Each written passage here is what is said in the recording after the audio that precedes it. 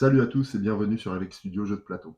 Quel plaisir pour moi de vous retrouver aujourd'hui autour de ce jeu, Glory, un jeu de chevalier, l'un des meilleurs jeux de ma ludothèque, dont les auteurs sont Dominique Muchat et Marcin Vistal, un jeu édité chez Super Meeple, je ne sais plus en quelle année.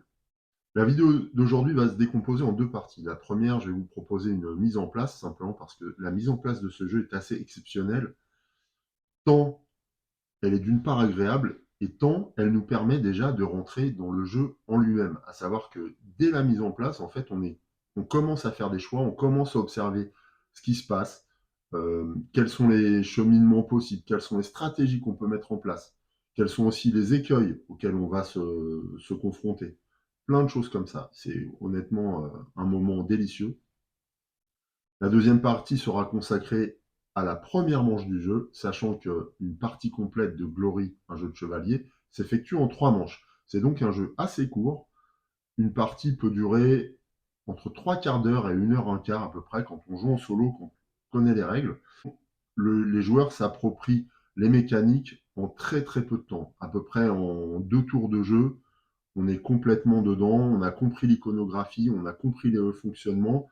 Alors après, évidemment, on chemine en matière de stratégie et de choix de décision, mais les mécaniques en elles-mêmes sont impeccables, chirurgicales, parfaites. Honnêtement, c'est un jeu qui a très très peu de défauts selon moi. Alors évidemment, vous allez toujours trouver des critiques plus ou moins bien brossées, mais en revanche, je peux vous assurer, de mon point de vue en tout cas, que ce jeu est vraiment exceptionnel. On va tout de suite se lancer dans cette magnifique mise en place qui va nous permettre de rentrer à la fois dans la thématique, dans les mécaniques et aussi dans la partie. Bien, alors on démarre la mise en place. Alors déjà, j'ai posé sur la table le grand plateau central, à côté duquel je suis venu implanter un second plateau sur lequel on va revenir tout de suite après, mais qui va correspondre au plateau de tournoi, hein, qui dit chevalier des tournois. Alors justement, avant d'aller plus loin dans la mise en place, je vais simplement rappeler l'objectif pour les joueurs. Pour gagner une partie de Glory, il faut être le joueur le plus prestigieux, c'est-à-dire celui qui va accumuler le plus de points de gloire, score qu'on va suivre sur cette échelle ici. Et grâce à ces emplacements-là, sur lesquels on va poser des jetons de score plus importants pour suivre un score au-delà de 30 points. Alors en termes de mise en place, par quoi commence-t-on? Selon le nombre de joueurs, on va déjà commencer par neutraliser un certain nombre d'emplacements, puisque ce jeu, en fait, propose une mécanique de pose d'ouvriers. Donc, pose d'ouvriers qui vont venir verrouiller des emplacements d'action. Par exemple, ici, on viendra poser un ouvrier sur cet emplacement et ça neutralisera l'action, parce qu'il n'y a qu'une place par rapport à la taille du jeton qu'on viendra poser, alors que d'autres emplacements permettent de poser plusieurs ouvriers, y compris quand les ouvriers adverses sont présents. Alors, dans une partie à 2 joueurs, on va neutraliser tous les emplacements réservés de 3 joueurs ou plus. Il y a plusieurs emplacements de ce type à différents endroits. Là, on a un emplacement 3+, ici un emplacement 3+ et 4, ici un emplacement 4 joueurs. Donc on se retrouve avec un seul emplacement à cet endroit-là, par exemple. Ici, c'est la même chose, un emplacement 3 joueurs et plus. Il ne reste qu'un emplacement unique. Et enfin, ici, pareil, un emplacement unique si on joue à à 2 joueurs et moins. Donc les jetons que je viens de poser sont des jetons avantage, pardon. Voilà, ces petits jetons. Et il nous en reste deux qui vont nous permettre de suivre les avantages en combat durant les différentes joutes que nous allons accomplir. Sur le plateau central, pour commencer, on va aussi également poser ce jeton brun là, qui va nous permettre de suivre l'avancée de la partie, notamment le phasage de chaque manche. À ce jeu, il y a 3 manches, et chaque manche est composée de différentes étapes. Comme on le voit ici, la première manche et ses étapes sont flanquées d'une perle blanche, la deuxième manche d'une perle rouge, la troisième manche d'une perle noire. Et puis il y a 2 étapes complémentaires en fin de partie que nous pourrons découvrir ensemble au moment voulu. Maintenant que le plateau central est calibré selon le nombre de joueurs, on va pouvoir installer les éléments de jeu.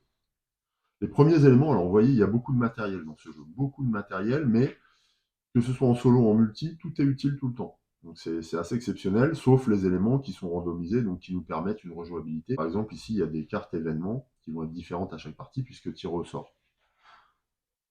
Mais on va d'abord commencer par des éléments de jeu importants qui sont les soutiens. Alors les soutiens sont des tuiles, comme ça. Il y a deux types de tuiles.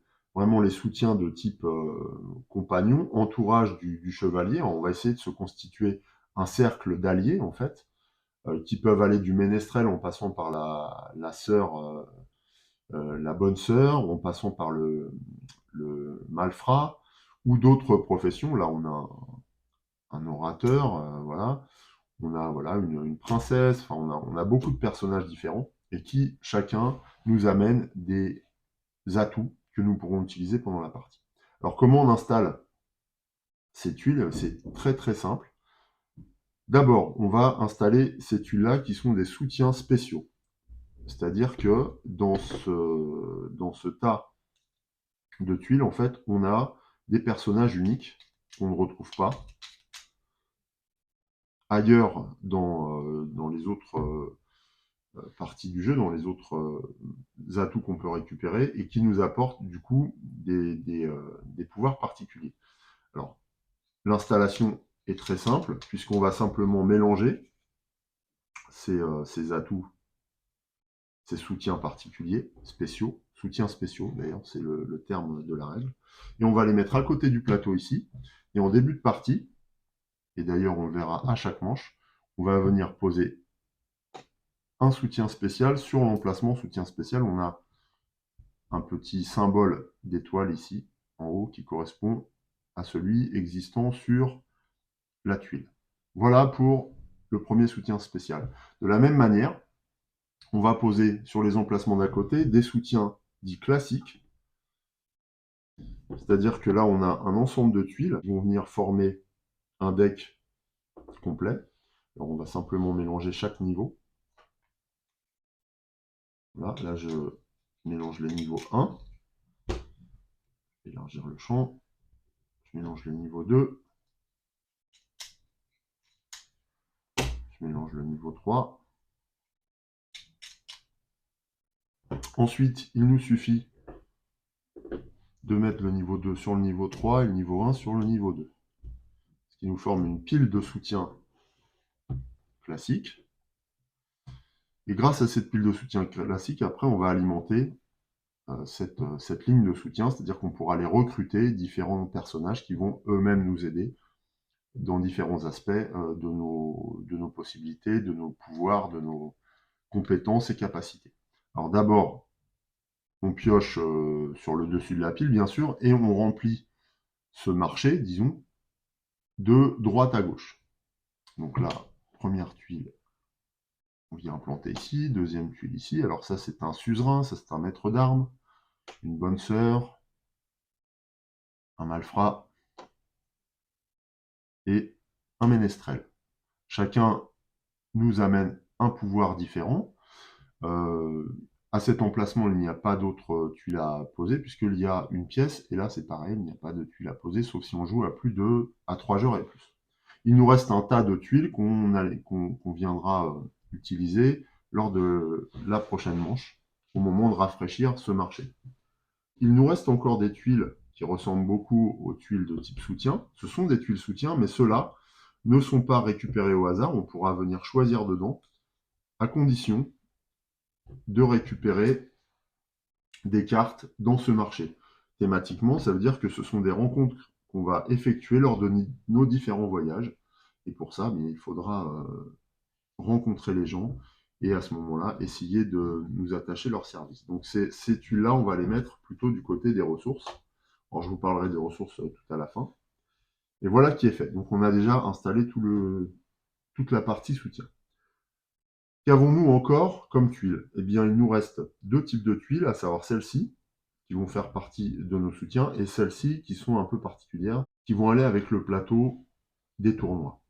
Ces tuiles-là, en fait, ça fonctionne un petit peu comme les soutiens, sauf que là, il ne s'agit plus de nous entourer de personnes avec des compétences différentes, mais ce sont des reliques donc, qui nous donnent des pouvoirs issus d'un soutien que nous procure les ou la divinité que nous prions. Il y a 4 types de reliques. Les premières que vous voyez sont les reliques d'amulettes, l'anneau, enfin la chevalière, ici. Ensuite, on a le médaillon. Et enfin, le chapelet. Donc chacune de ces reliques a une fonction propre, que l'on découvrira aussi un petit peu plus tard lorsqu'on évoquera les différentes inscriptions et l'iconographie du jeu. Ensuite, qu'avons-nous à placer sur ce plateau central? Eh bien, nous avons justement toutes ces cartes là dans ce marché, qui sont en fait des cartes voyage, donc qui représentent les rencontres que nous allons faire lors de nos pérégrinations, qui vont d'une certaine manière composer le chemin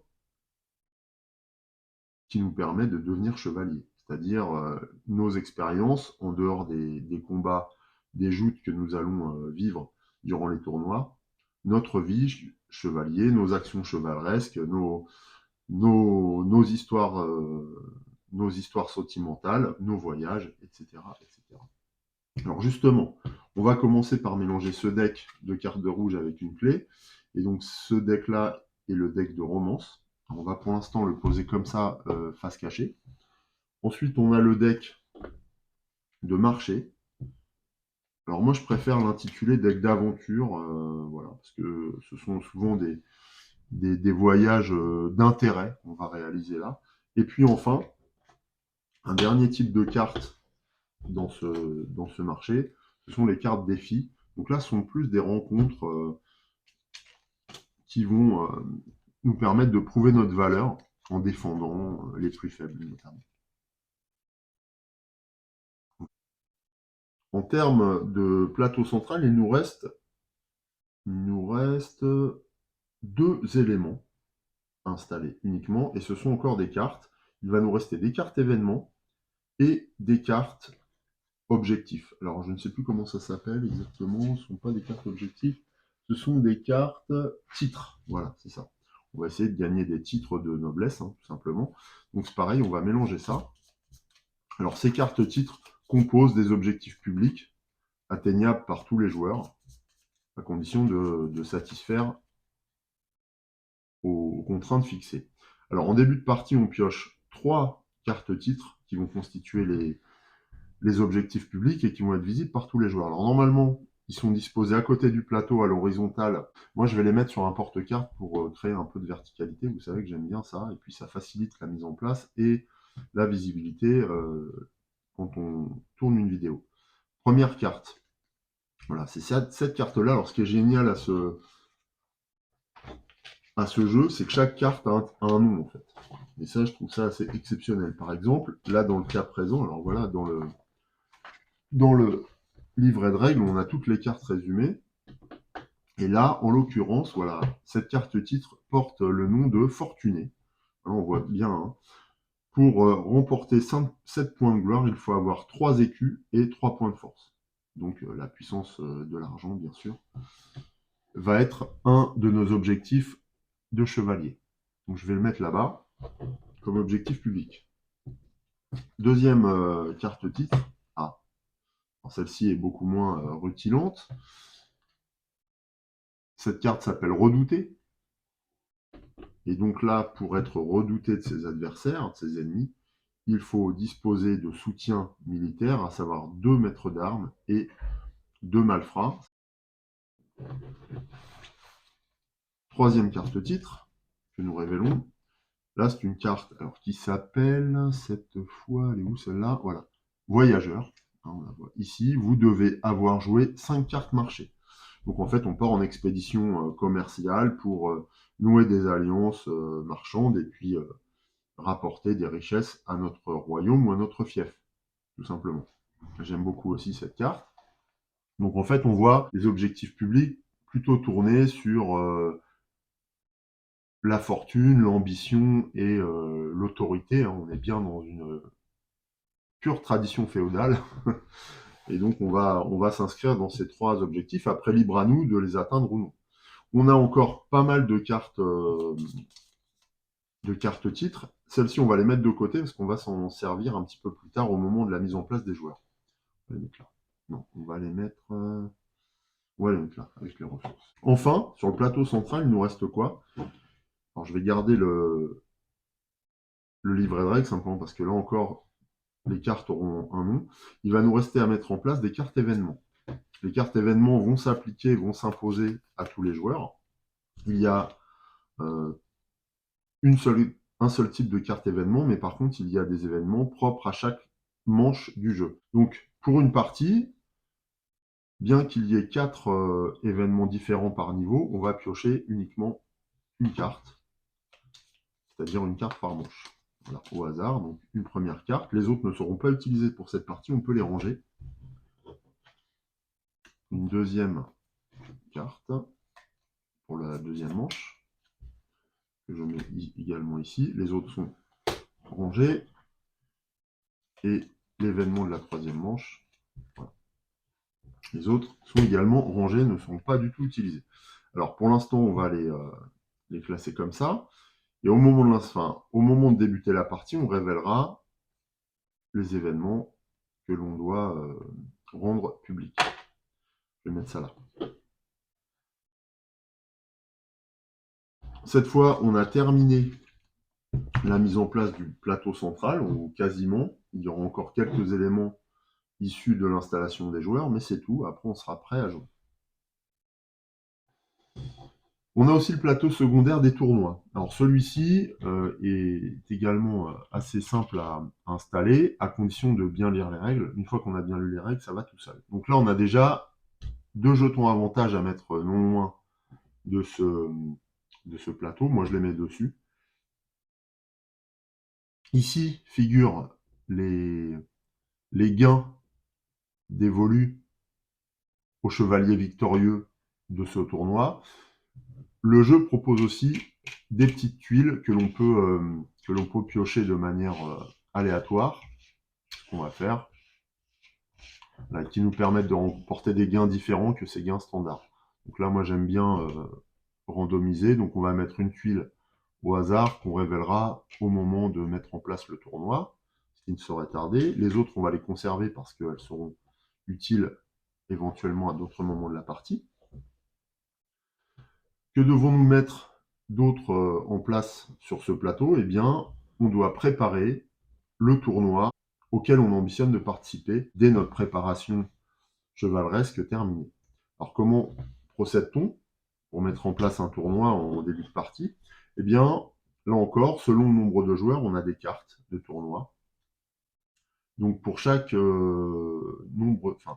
pour chaque niveau de tournoi et selon le nombre de joueurs, on a 4 cartes différentes que nous allons pouvoir utiliser pour la mise en place de ces tournois. Alors, comment ça fonctionne? Eh bien, on mélange et on pioche au hasard, voilà, une carte de tournoi. Alors là, on voit par exemple que ce tournoi correspond,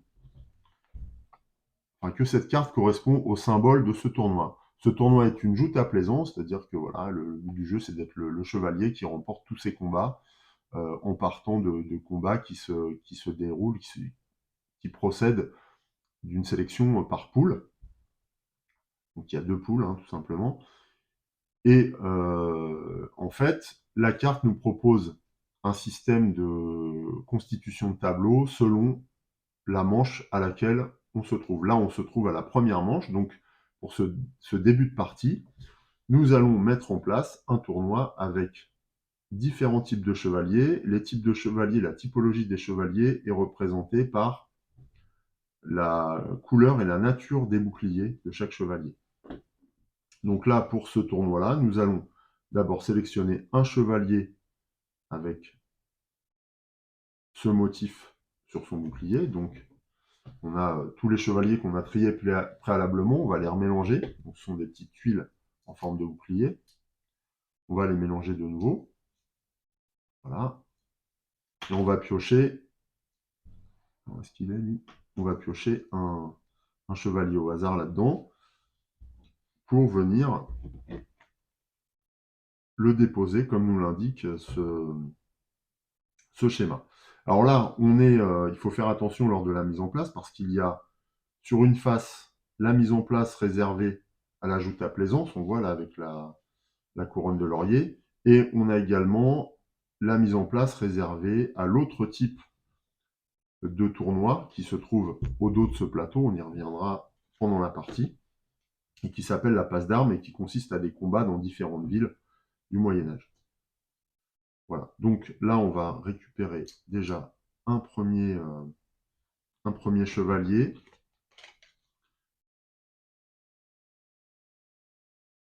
Que nous allons mettre sur l'emplacement de droite, dans la poule de droite, premier duel de droite. Voilà, ici. Premier chevalier. Donc là, on n'aura pas besoin de ces chevaliers-là. On va les mettre sur le côté du plateau tournoi.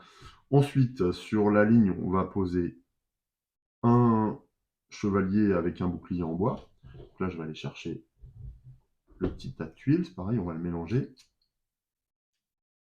Voilà.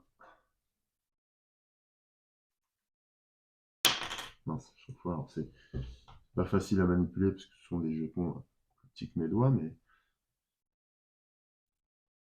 bien. La carte nous dit d'en prendre deux. Un à gauche et un sur le deuxième emplacement de poule en bas à droite. Donc voilà, ici et là.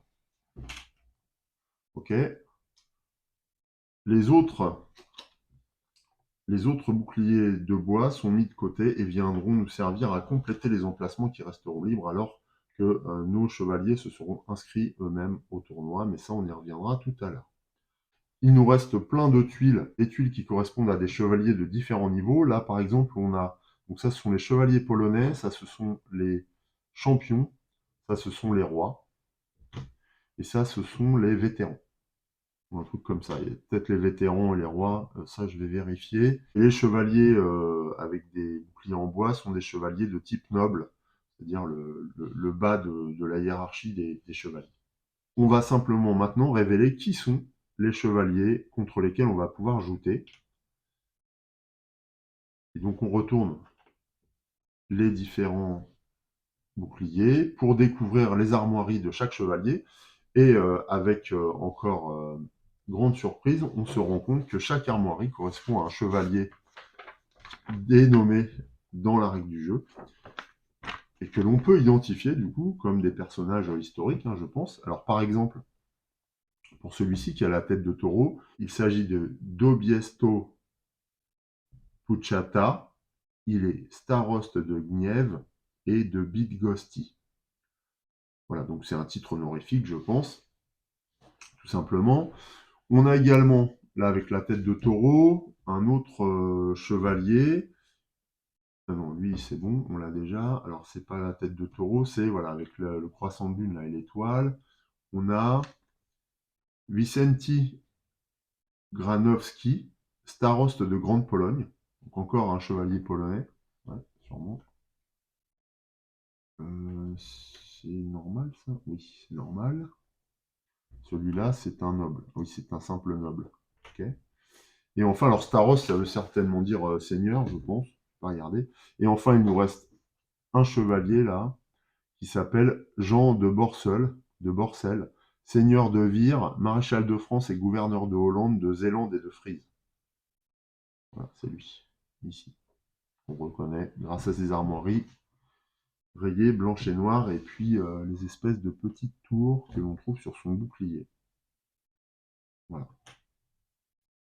Alors on a terminé d'installer le tournoi, il nous reste maintenant à installer les plateaux joueurs, et pour commencer, le plateau de notre adversaire. Dans Glory, un jeu de chevalier, on peut jouer selon 3 modes de jeu. Alors, je crois qu'il y a un mode challenge, un mode rivalité, qui nous propose de jouer vraiment contre un adversaire virtuel, et puis un mode gloire, je crois, qui a comme principe de cumuler un maximum de gloire en participant au tournoi, en effectuant des missions, des aventures. Nous, on va jouer en mode rivalité, c'est-à-dire qu'on va s'opposer à un seigneur qui domine à ce moment-là la chevalerie, et qui représente le challenge ultime, et qui va lui-même faire des actions, nous entraver, nous concurrencer, essayer de nous battre lors des tournois, évidemment. Notre concurrent a son propre plateau, alors là, on va prendre ce plateau-là, voilà, un personnage assez taciturne, assez impressionnant dans sa posture. On voit que c'est un guerrier. Et donc, celui-ci va disposer de pions noirs. Ce seront ses jetons d'action, autrement dit ses ouvriers. Ici, on a un jeton qui nous permet d'identifier les différents paliers de score, la 30 points de gloire et la 60 points, qu'on viendra poser sur le plateau principal sur ces emplacements, selon l'évolution du score de notre adversaire. Il a son tracker de score. En début de partie, alors notre adversaire qui se prénomme Otto, comme Automa, a déjà 10 points de prestige, 10 points de gloire, pardon. Donc c'est en fait un concurrent sérieux qui domine totalement les joutes qui se déroulent dans le royaume, et même par-delà. Celui-ci a son propre blason, et dans Glory, un jeu de chevalier, l'Automa joue en début de partie après nous. Donc on va le mettre en deuxième position sur cette partie du plateau qui nous indique l'ordre d'initiative et sur lequel on pourra agir en venant placer un ouvrier si on veut changer cet ordre. L'automa, on verra, peut également le changer. Ça, ce sont les boucliers de notre adversaire qu'il utilisera pour s'inscrire en les déposant sur différentes parties des plateaux de tournoi. Et enfin, ça, ce sont les armoiries de notre adversaire, mais également ses capacités de départ. Alors, sur le haut du bouclier, on a 3 informations qui sont cruciales. D'abord, on a la force de combat de notre adversaire. Celle-ci est de 12. On voit là, c'est une épée, et là, 12 points. Donc, notre adversaire a 12 en force de combat. Les 2 étoiles représentent son niveau de prestige. C'est un chevalier très prestigieux. Il a 2 points de prestige. Et enfin, si on parvient à le battre, nous gagnons 10 points de gloire. Donc c'est un score assez élevé, hein, mais qui n'a pas lieu d'être lorsqu'on joue en solo. Ce qui va déterminer ces actions, c'est ce deck de cartes. Et en fait, le jeu propose un deck de, alors je crois que c'est 9 cartes. Ouais, c'est ça, 9 cartes, que l'on peut laisser telles quelles et mélanger pour que notre personnage ait un comportement assez, on va dire, banal, mais auquel on peut venir adjoindre un caractère particulier, soit de chevalier dévot, très croyant, donc qui aura une inclinaison à effectuer des actions plus portées vers l'Église, en tout cas au nom de l'Église, ou alors un chevalier combattant, donc qui va privilégier des actions guerrières. Et donc, ces traits de caractère vont bien sûr marquer le comportement de notre Automa. Nous, vu l'aspect du personnage que j'ai sélectionné pour être notre adversaire, pour Otto, eh bien on va sélectionner les cartes de type guerrier que l'on va simplement mélanger dans le deck de l'Automa. Et donc désormais, le deck de l'Automa est constitué de 11 cartes. Voilà. Donc j'ai constitué un deck, et puis à chaque fois que notre adversaire effectuera une action, on piochera dans ce deck et la carte nous donnera l'indication de l'action que réalise notre adversaire. En ce qui nous concerne, moi j'ai choisi un contraste fort, évidemment. Ah oui, alors ça c'était dans ma partie de test. J'ai choisi un chevalier, voilà, revêtu d'une tunique blanche. On a le même matériel que l'Automa, hein, à quelque chose près. Il y a 2-3 éléments qui diffèrent. Donc d'abord, on a un tracker de score. Nous, au début, contrairement à notre adversaire, on n'est pas connu, on n'est pas du tout glorieux. Il va falloir qu'on trace notre chemin et à la fois qu'on s'aguerrisse et qu'on devienne célèbre pour espérer rejoindre notre adversaire sur le score et pouvoir aussi le rencontrer. On a également notre bouclier, donc là, c'est une espèce de dragon. C'est peut-être un chevalier gallois, je ne sais pas, mais en tout cas, ça pourrait nous y faire penser. Il a son petit blason que nous allons poser sur l'emplacement d'initiative en première position. Donc nous jouerons en premier, au début de partie. Comme l'Automa, on a un jeton qui nous permet de suivre notre score. On a nos jetons actions, donc qui sont blancs. Et puis, on a un plateau. Alors, ce plateau, il est très bien fait parce qu'il nous rappelle pas mal de choses. Déjà, il nous rappelle les possibilités d'action que l'on a lors d'un combat. Et puis, il va nous rappeler aussi la manière dont se déroule un combat, mais ça, on y reviendra tout à l'heure. Enfin, un chevalier ne serait rien sans son armure et son destrier. En début de partie, et de manière standard, un joueur humain dispose d'un destrier de niveau 2, voilà, donc qui va nous permettre de lancer 2 dés de monture, que je vais mettre à côté de son plateau à l'emplacement prévu, et une armure de niveau 2 qui va nous permettre de lancer 2 dés d'armure. Et je reviendrai tout à l'heure sur les dés, mais vous voyez déjà que les dés pour les montures sont noirs, alors que les dés pour les armures sont blancs. Alors pourquoi il y a des couleurs différentes? C'est simplement parce que les dés à ce jeu sont des dés spéciaux, gravés de très bonne qualité, qui sont fournis dans le jeu et qui, nous le verrons, nous amènent des capacités plus ou moins fortes dans les domaines qui les concernent. Durant la partie, on pourra upgrader notre armure et notre destrier. Donc on pourra tout à fait passer un destrier de niveau 3, puis de niveau 4. Alors il y a des conditions pour ça, mais à chaque fois qu'on monte de niveau, eh bien, nos capacités de monture et d'armure augmenteront. C'est-à-dire que le nombre de dés qu'on pourra lancer va augmenter également, nous donnant ainsi de plus grandes possibilités de vaincre nos adversaires. Voilà, ça c'est on est sur du niveau 4, donc le maximum, et là on verra que les capacités sont très très augmentées. Voilà, alors ça c'est la carte qu'on a utilisée pour la mise en place du tournoi. Il faut savoir qu'à chaque manche, en fait, on changera de carte. On viendra piocher une nouvelle carte. Donc je vais les laisser là. La mise en place est quasiment terminée. Alors là, j'ai tout détaillé, mais en fait, quand on joue sans filmer, ça prend 5 minutes, à condition d'avoir sorti tout le matériel, parce que c'est vrai que la boîte ne propose pas de thermoformage. Hormis cet aspect, la mise en place est très rapide. Il nous reste simplement il nous reste 2 étapes, hein. Alors, une étape concernant notre personnage ou les joueurs humains, à savoir celle de tirer des cartes comme ça de départ. Il y a 3 types de cartes de départ, le niveau facile, le niveau intermédiaire avec les deux icônes de bouclier, et le niveau difficile avec l'icône de triple ou bouclier.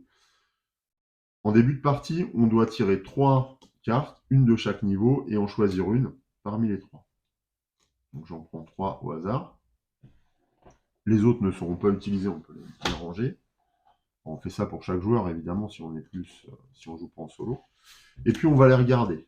Chaque carte nous amène des ressources de départ et ensuite des ressources qui sont nos revenus à chaque fin de manche. On le verra. Donc il faut tenir à la fois compte de ces ressources de départ, mais également de ces ressources qui sont redondantes à chaque manche. Donc attention à ça. Alors moi, en général, je joue soit en médium, soit en hard. Là, je vais jouer en hard, tiens. Parce que j'aime bien ce personnage. En fait, là, sur cette carte, apparaît déjà le fait que nous démarrons sur un destrier de niveau 2. Alors c'était le cas, hein, déjà, en partie standard, on commence au niveau 2. Mais c'est parce que si jamais on joue au niveau difficile et qu'on a pris pour X raison une armure de niveau 1, alors il faut savoir entre parenthèses que le jeu prévoit des armures de niveau 1 pour les joueurs experts qui font face à des joueurs débutants, ce qui fait que ça les désavantage et ça lisse un peu, ça donne à chacun une chance de l'emporter, quoi. Mais en général, on commence sur des montures et des armures de niveau 2, donc là, ça précise qu'on commence à ces niveaux-là. Ensuite, on va aller chercher dans les soutiens spéciaux, à savoir les soutiens que j'ai mis en place en premier, un personnage très particulier et donc unique, qui est cette femme. Je vais essayer de faire la mise au point. Voilà. Ok, donc cette femme qu'on va récupérer là-dedans. Elle est là. Voilà. Et cette femme nous permet, contre un point de gloire, lors d'une phase particulière de combat, de réduire de 1 la capacité de combat de notre adversaire. Donc c'est sûrement une espèce de sorcière ou je sais pas, d'espionne qui va peut-être empoisonner ou rendre malade notre adversaire. On va aller voir ça. En tout cas, je vais la récupérer, mais ce qui laisse présager le caractère de notre personnage qui a bien pourtant l'air innocent, mais on voit que ses ambitions et ses alliés laissent présager un comportement un peu plus fourbe que ce qu'il n'y paraît. Alors moi j'aime bien ces effets de contraste. J'aime bien cet effet de contraste. Alors, on va remélanger après le paquet des soutiens spéciaux. Voilà. Ensuite, eh bien, on débute avec 2 points de gloire. C'est-à-dire qu'on n'est pas totalement inconnu sur le circuit des tournois de chevaliers. Ensuite, on va regarder là, on va aller chercher 2 cartes de titre. Vous savez, les cartes objectifs qui vont constituer nos objectifs personnels. Et on va pouvoir en choisir une à conserver parmi les 2 qu'on a tirés au sort. Donc, on mélange, voilà, et j'en prends 2. On regarde. Et là, du coup, eh bien, voilà, on a 2 objectifs. Alors, plus ou moins difficiles et plus ou moins bénéfiques. Un premier objectif consiste à nous équiper d'un destrier de niveau 4 et d'une armure niveau 4. Si on y parvient, on gagne 4 points de gloire, parce qu'on sera vraiment guerrier. Alors je vais le faire parce que je vais garder ça, parce que ça correspond assez à nos objectifs en fait de richesse, de force et voilà, de redouter là. On peut aussi choisir de garder cette carte qui consiste à effectuer 5 défis, mais je trouve que ça renvoie à des cartes voyage et qui souvent consistent à défendre la veuve et l'orphelin, ce qui est moins notre caractère là dans cette partie pour l'instant, j'ai l'impression. On est plutôt quand même sur une ambition personnelle. Donc je vais prendre cet objectif personnel. Alors en multi, on cache cette carte. Bon là, en solo, on peut la laisser visible. Et c'est pareil, je vais la mettre sur un porte-carte pour la voir sous les yeux tout le temps. L'autre carte, en fait, est remélangée dans le tas de cartes titres. Et donc pourra réapparaître durant la partie, le cas échéant. On verra qu'il y a différentes mécaniques qui font appel à ces cartes. Je les mets là pour l'instant. Qu'est-ce qui reste? Ensuite, on voit que notre personnage n'a pas vécu de romance pour le moment, il n'a pas eu d'histoire de cœur. Donc on ne pioche pas de carte voyage dans le paquet. Par contre, on va piocher une carte expédition. Alors, elles sont appelées cartes marché. Moi, je préfère les appeler cartes expédition. Oui, c'est ça, carte expédition. Je trouve que ça correspond mieux. Donc voilà, une. Alors, en début de partie, comme ça, on pioche une carte de manière aléatoire. Donc c'est celle-ci qu'on va prendre. Voilà, donc là, on va pouvoir aller acheter un point de prestige contre 3 écus, ainsi que 3 points de gloire. C'est-à-dire qu'on va aller acheter un titre de noblesse ou seigneurial, quoi, des droits seigneuriaux au travers de cette toison, tout simplement. Donc, eh bien, ça, je le mets également là. Alors, c'est une carte voyage, on verra que ces objectifs peuvent être, ou en tout cas, ces aventures peuvent être vécues à des moments précis de la partie. Ensuite, on va aller chercher 2 cartes défis, ce qui colle bien à notre personnage, puisque on a l'ambition d'être redouté, donc on va quand même faire preuve de, comment dirais-je, de combativité en défiant tous ceux qui se mettent sur notre route. Donc on doit aller en piocher 2 en début de partie, 1, 2 au hasard. Donc là on voit, on pourra éventuellement défier ce chevalier pour essayer de remporter une armure de niveau 4. Alors c'est bien parce que ça colle avec notre objectif personnel ici. Donc ça c'est très très bien. Alors on conserve toutes ces cartes là.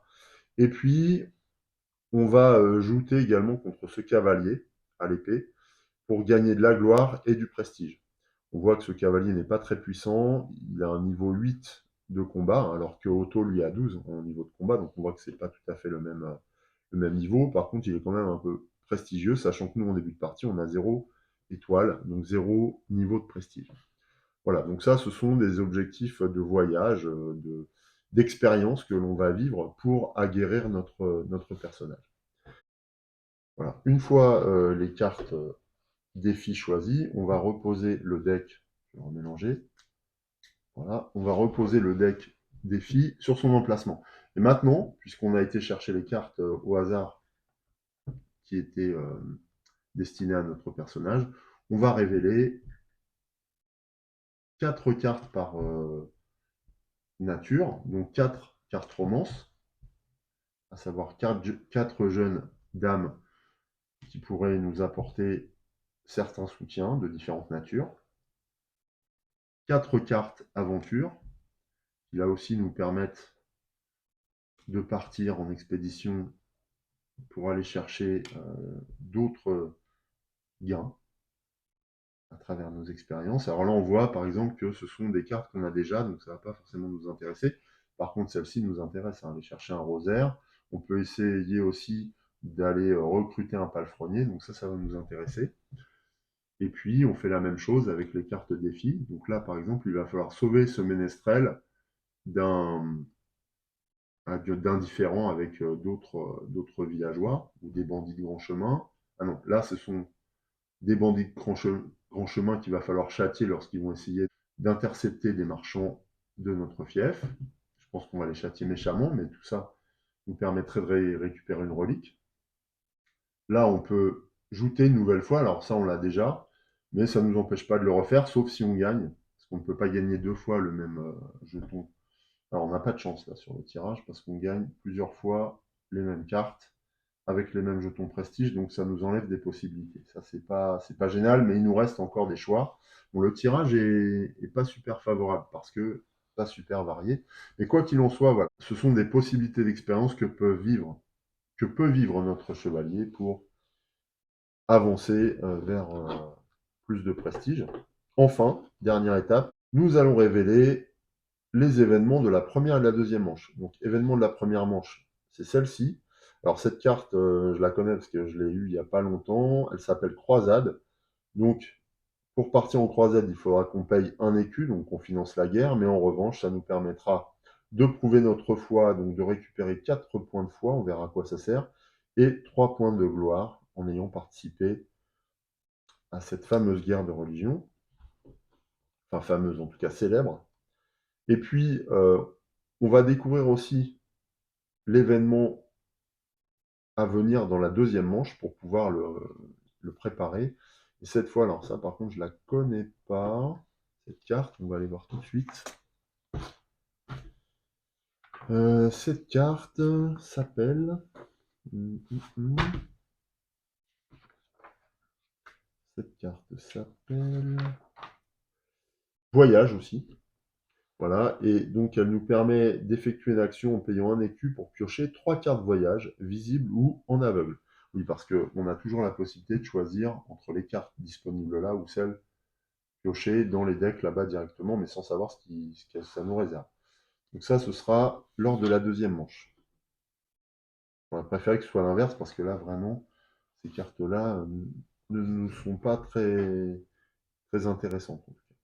Voilà, en tout cas, on sait les événements qui nous attendent sur la première et la deuxième manche. On ne sait pas ce que nous réserve la troisième manche. Donc on a une limite dans la programmation. On sait qu'il y a une expédition de prévue, c'est tout. Voilà, là on est totalement prêt, donc ça fait un très très beau plateau. On a déjà profité, vous voyez, en solo, d'absolument tout le matériel. Il y a quelques cartes à randomiser qui ne sont pas utiles pour cette partie, mais qui peuvent être utiles dans d'autres parties. Donc on laisse tout ça de côté. Et puis voilà. Ah oui, j'oubliais, je vois en fond. Bien sûr, je vous ai dit, ce jeu utilise un certain nombre de dés spéciaux lors des combats et des défis. Donc là, par exemple, on a les dés rouges, qui sont les dés de force, les dés noirs, qui sont les dés de monture. Voilà. Alors à chaque fois, ils sont des spéciaux parce que ils ont des scores spécifiques. Hein. Le dé de monture s'arrête à 4 points, le dé de force à 5 points maximum, et ensuite le dé d'armure, qui s'arrête à 3 points maximum. Chaque dé, que ce soit le rouge, le noir ou le dé de monture, ou le dé de force, a des symboles particuliers qui représentent à la fois un échec si jamais on n'a pas une armure adéquate et qui nous représente un succès et donc un score maximum, à savoir 5 pour le dé rouge, 4 pour le dé noir et 3 pour le dé blanc, si on est en possession d'une armure niveau 4 ou si on lance 4 dés de la même couleur. Mais ça, on y reviendra un petit peu plus tard. Voilà.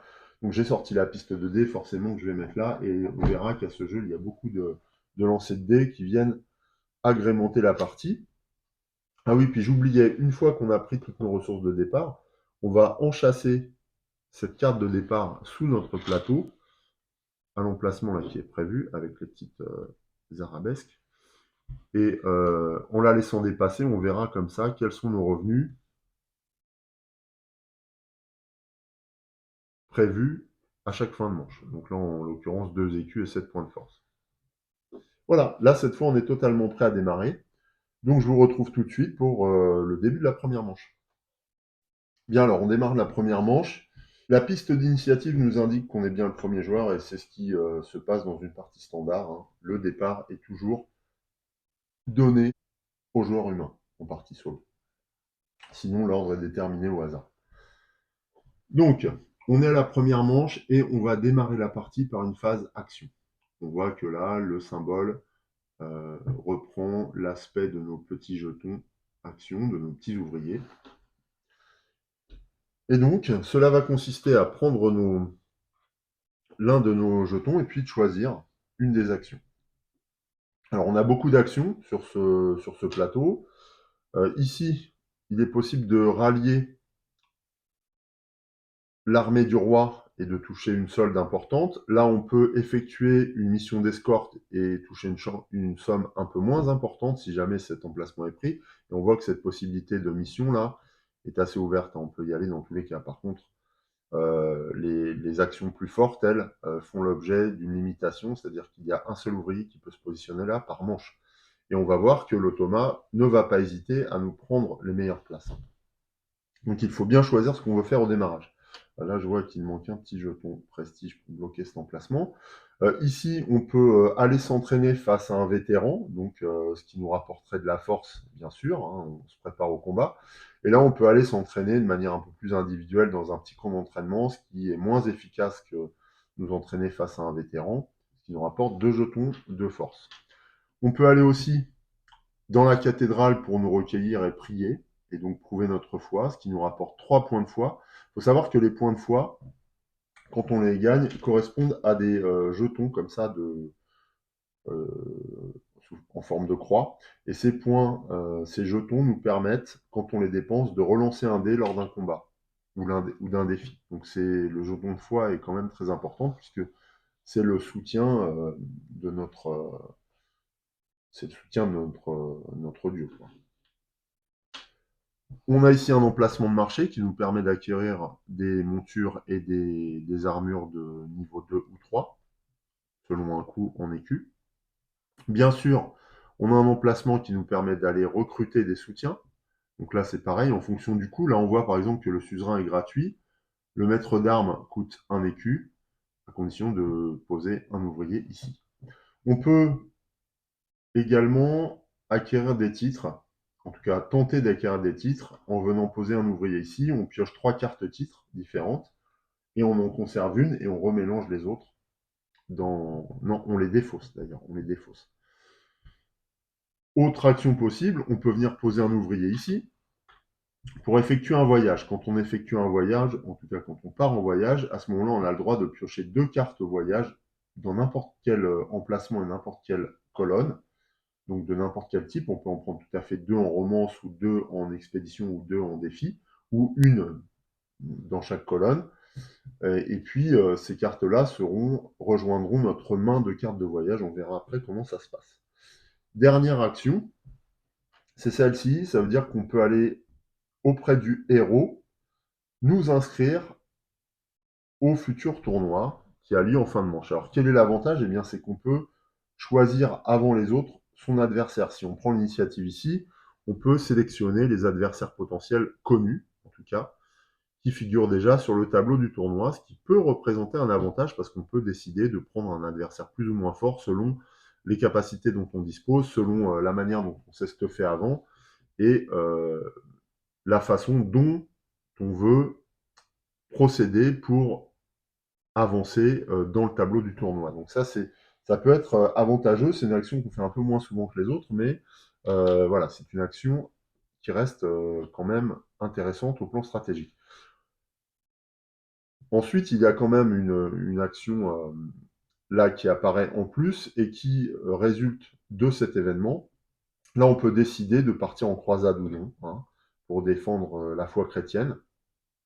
Et donc là, on vient poser un de nos ouvriers, on paye un écu, et puis les gains sont ceux-là. Alors on voit que c'est pas mal parce que ça nous donne, dans le cas présent, hein, pour cette première manche en tout cas, ça nous donne une alternative à cet emplacement pour récupérer 3 points de foi. Et en plus, c'est bien plus puissant puisqu'en plus, on prend 3 points de prestige. D'ailleurs, je suis en train de me dire que je vais peut-être faire cette action parce qu'en général, j'aime bien aller chercher des jetons de foi pour pouvoir relancer des dés durant la partie de manière plus propice. Je suis en train de me demander si on n'a pas oublié de prendre des jetons. Si, en début de partie, j'ai oublié de prendre 2 écus. Je vais les prendre tout de suite.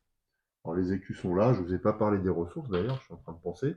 Et 3 points de force. Les points de force sont ces points de fer là, qui nous serviront, on le verra, lors des combats. Donc j'en ai 3 au début de la partie. Et j'ai 0 point de foi. Hein, manifestement, je ne suis pas le premier à la messe le dimanche.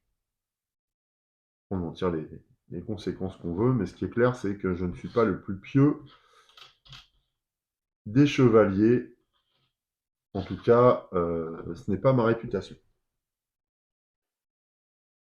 Voilà, alors, dès le début de la partie, on est confronté à des choix. Parce que le risque, c'est qu'on se fasse damer le pion sur une action, qu'on joue en premier ou non d'ailleurs, hein. Donc il faut choisir et puis bah, tenter sa chance. Moi, je pense que je vais aller tout de suite participer aux croisades parce que j'ai des pièces. Et cette action est beaucoup plus forte que l'action d'aller prier même dans la cathédrale, hein, faire appel à l'église. Elle est beaucoup plus marquante apparemment, donc je vais m'en saisir tout de suite pour gagner en plus des points de foi, de la gloire et dorer mon blason de cette manière. Donc je vais poser un de mes ouvriers ici. Je vais dépenser un écu pour participer à l'effort de guerre, hein, à côté du roi. Par conséquent, je vais gagner 3 points de gloire, forcément. Le fait que je participe aux croisades, ça se sait, donc ah bah non, je démarrais à 0. Donc j'arrive à 3. Ah si, non, je démarrais à 2. Je suis bête. Je démarrais à 2 sur ma carte de départ, donc j'avance de 2 à 5. Ce qui fait que je rattrape un peu notre adversaire, je rattrape Otto. Et je vais prendre 3 points de foi. Alors, les jetons sont en 2 versions. On a 1 point de foi, c'est cette croix-là, et puis 3 points de foi, représentés par cette croix à 3, je ne sais plus comment ça s'appelle, la barre verticale. Non, horizontale, pardon. Voilà, donc moi j'ai 3 points de foi déjà. Une fois que j'ai fait mon action, eh bien c'est à Otto de jouer. Et Otto, il procède de la même façon que nous, sauf que ben là, on utilise son deck pour déterminer quelle action il fait. Alors je vais remélanger, parce que je ne me souviens pas si je l'ai fait devant vous. Et puis on va découvrir quelle action effectue Otto en premier. Allez, hop. Première action d'Otto. Eh bien lui, ce qu'il veut, en fait, il n'a pas à s'embarrasser avec des petites manœuvres et manipulations comme nous on pourrait le faire. Il va tout de suite aller auprès du héros pour s'inscrire au tournoi, hein. Il a une réputation à défendre, et donc il va s'empresser de le faire, il est sûr de lui. Donc on va prendre un de ses ouvriers, et il va s'adresser tout de suite au héros, pour, de cette manière, aller choisir le meilleur emplacement possible pour lui. Donc on va prendre un de ses blasons, et il va sélectionner le meilleur chevalier. Alors, comment fait-il pour sélectionner? Ben, c'est simple, il va sélectionner le chevalier qu'il est sûr de vaincre, et qui lui rapporte le plus de points de gloire. Alors là, en l'occurrence, comme Otto a 12 en capacité de combat, il est sûr de battre tout le monde, même celui-ci qui, de toute façon, a 7, sachant que contre Otto, il ne lancera pas de dés. Alors ça, on verra le détail du fonctionnement des chevaliers polonais, mais en l'occurrence, là, il n'y a pas de variable applicable. Donc, 12 contre 7, le combat est remporté par le combattant qui a le plus de points de force. Donc là, en l'occurrence, c'est Otto et de loin. Là aussi, d'ailleurs, il gagnerait. Et il gagnerait également face à celui-là. Alors, pourquoi vous allez me dire il ne va pas choisir le plus fort? Ben, simplement parce que on voit que le nombre de points de gloire est inférieur pour ce chevalier-là à celui-ci. Donc lui, donc Otto va choisir le chevalier qui lui apportera le plus de points de gloire, enfin le combat qui va lui apporter le plus de points de gloire, hein, tout simplement. On verra qu'après, en cas d'égalité, il y a d'autres façons de déterminer le choix d'Otto, mais là, en l'occurrence, il n'y a pas de difficulté particulière. Et donc, Otto s'est déjà inscrit, il a déjà pris l'initiative d'aller, de manière assez sûre de lui, se présenter à la table des tournois. Donc ça, c'était l'action d'Otto, c'est terminé, voilà, il n'y a rien d'autre à faire. Donc maintenant, c'est à nous, on va reprendre un de nos jetons et puis on va décider de ce qu'on fait. Alors, j'ai pas beaucoup d'argent en ce début de partie, or l'argent est quand même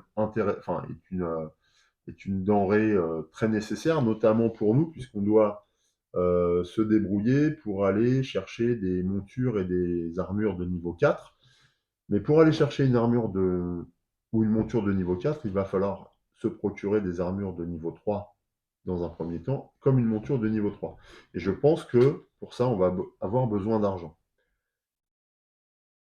D'autant que l'argent peut nous servir aussi à atteindre l'objectif public, là, qui est sur cette carte, à savoir disposer de 3 écus en fin de partie avec 3 points de force. Donc dans tous les cas, l'argent va nous être utile. Donc je pense qu'on va aller chercher de l'argent en participant aux expéditions entreprises par le roi. Et de cette manière, je pose un de mes jetons, un de mes chevaliers. Otto ne pourra pas faire cette action. Alors lui, il s'en fout parce qu'il il bloque simplement l'emplacement. Et nous, en tout cas, on va pouvoir récupérer 3 écus. Alors il y a 2 types d'écus. Les gris valent 1 écu et les jaunes valent 3 écus. Voilà, donc on renforce un peu notre capacité financière. C'est à Otto. Notre action est terminée. Nouvelle action pour Otto. Donc comme d'habitude, comme la fois précédente, on va piocher simplement. Et cette fois, celui-ci va se rendre à la cathédrale pour prier. Alors, malgré sa réputation de grand combattant et de grand guerrier, il fait preuve d'une certaine dévotion, manifestement. Et donc, il se rend à la cathédrale. Alors, lui ne gagne rien, mais dans tous les cas, il nous empêche d'aller chercher des points de foi. Et on a vu qu'on avait anticipé cet aspect-là. Qu'est-ce que je pourrais faire? Alors j'ai le choix, hein. Là j'hésite en fait. J'hésite à aller recruter des soutiens, notamment ce soutien spécial qui me permet alors. Les soutiens spéciaux ont des capacités de deux types. Soit des capacités avant le début du combat, soit des capacités, lui il est à 10, soit des capacités permanentes, soit des capacités qui se déclenchent lors d'un combat. Voilà, on voit ces différents petits icônes, mais j'y reviendrai hein, au fur et à mesure, c'est pas très important là pour le moment. En tout cas, je regarde c'est la reine, hein, j'ai l'impression, avec grand intérêt, puisque celle-ci, si je l'associe à mon périple, à mon aventure, eh bien, elle me permet de rafraîchir un de mes soutiens au début de chaque tour de tournoi. Donc ça peut être très très précieux parce qu'on verra qu'on va utiliser des soutiens et du coup on va les épuiser à chaque fois qu'on joute en fait contre nos adversaires. Alors est-ce que je fais ça? Ça peut être déterminant. Par contre ça me coûte un écu. Alors là je les ai, hein, les écus. Sinon ce qui pourrait m'intéresser aussi c'est la bonne sœur parce que par ses prières elle me donne un avantage, c'est-à-dire que lorsque je viens utiliser un point de foi, je pourrais relancer non pas 2 dés, mais 3 dés à la place, puisque elle me donne la possibilité de relancer un dé supplémentaire. C'est fort aussi. J'ai également le malfrat, alors qui lui intervient avant le combat, et qui s'introduit, je pense, discrètement la nuit dans les tentes de nos adversaires pour leur asséner quelques coups violents et les diminuer physiquement comme ça avant les combats, ce qui fait que notre adversaire perd 1 en combat. Alors ça c'est important face à Otto qui a 12, hein, parce qu'on va voir que le 12 est un score particulier qu'il est difficile d'atteindre et qui peut nous empêcher de toucher à la victoire. Je crois que je vais prendre le malfrat, tant pis. Après moi je suis prêt à tout, hein. Là on voit que je suis ambitieux. de par mes objectifs, donc je crois que je vais embaucher le malfrat.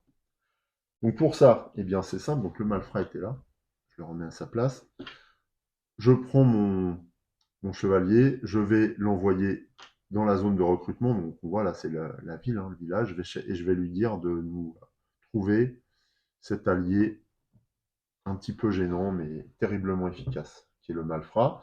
Je dois payer 1 pour m'attacher ses services. Eh oui, ce ne sont pas des gens qui travaillent gratuitement. Et du coup, je peux renforcer mon entourage, mes soutiens, grâce à ce triste sire. Voilà. Donc là, on a quand même la possibilité d'affaiblir nos adversaires à différents moments du combat, ce qui peut être absolument déterminant, on verra. Ok, c'est à Otto. Alors, Otto, on révèle une nouvelle carte. Alors, là, il envisageait de retourner à la cathédrale, mais il y a déjà été. Donc, en fait, il voulait s'adresser au roi pour participer à une expédition, mais je l'ai fait avant lui. Donc, eh bien là, il va essayer de s'attacher lui-même des soutiens.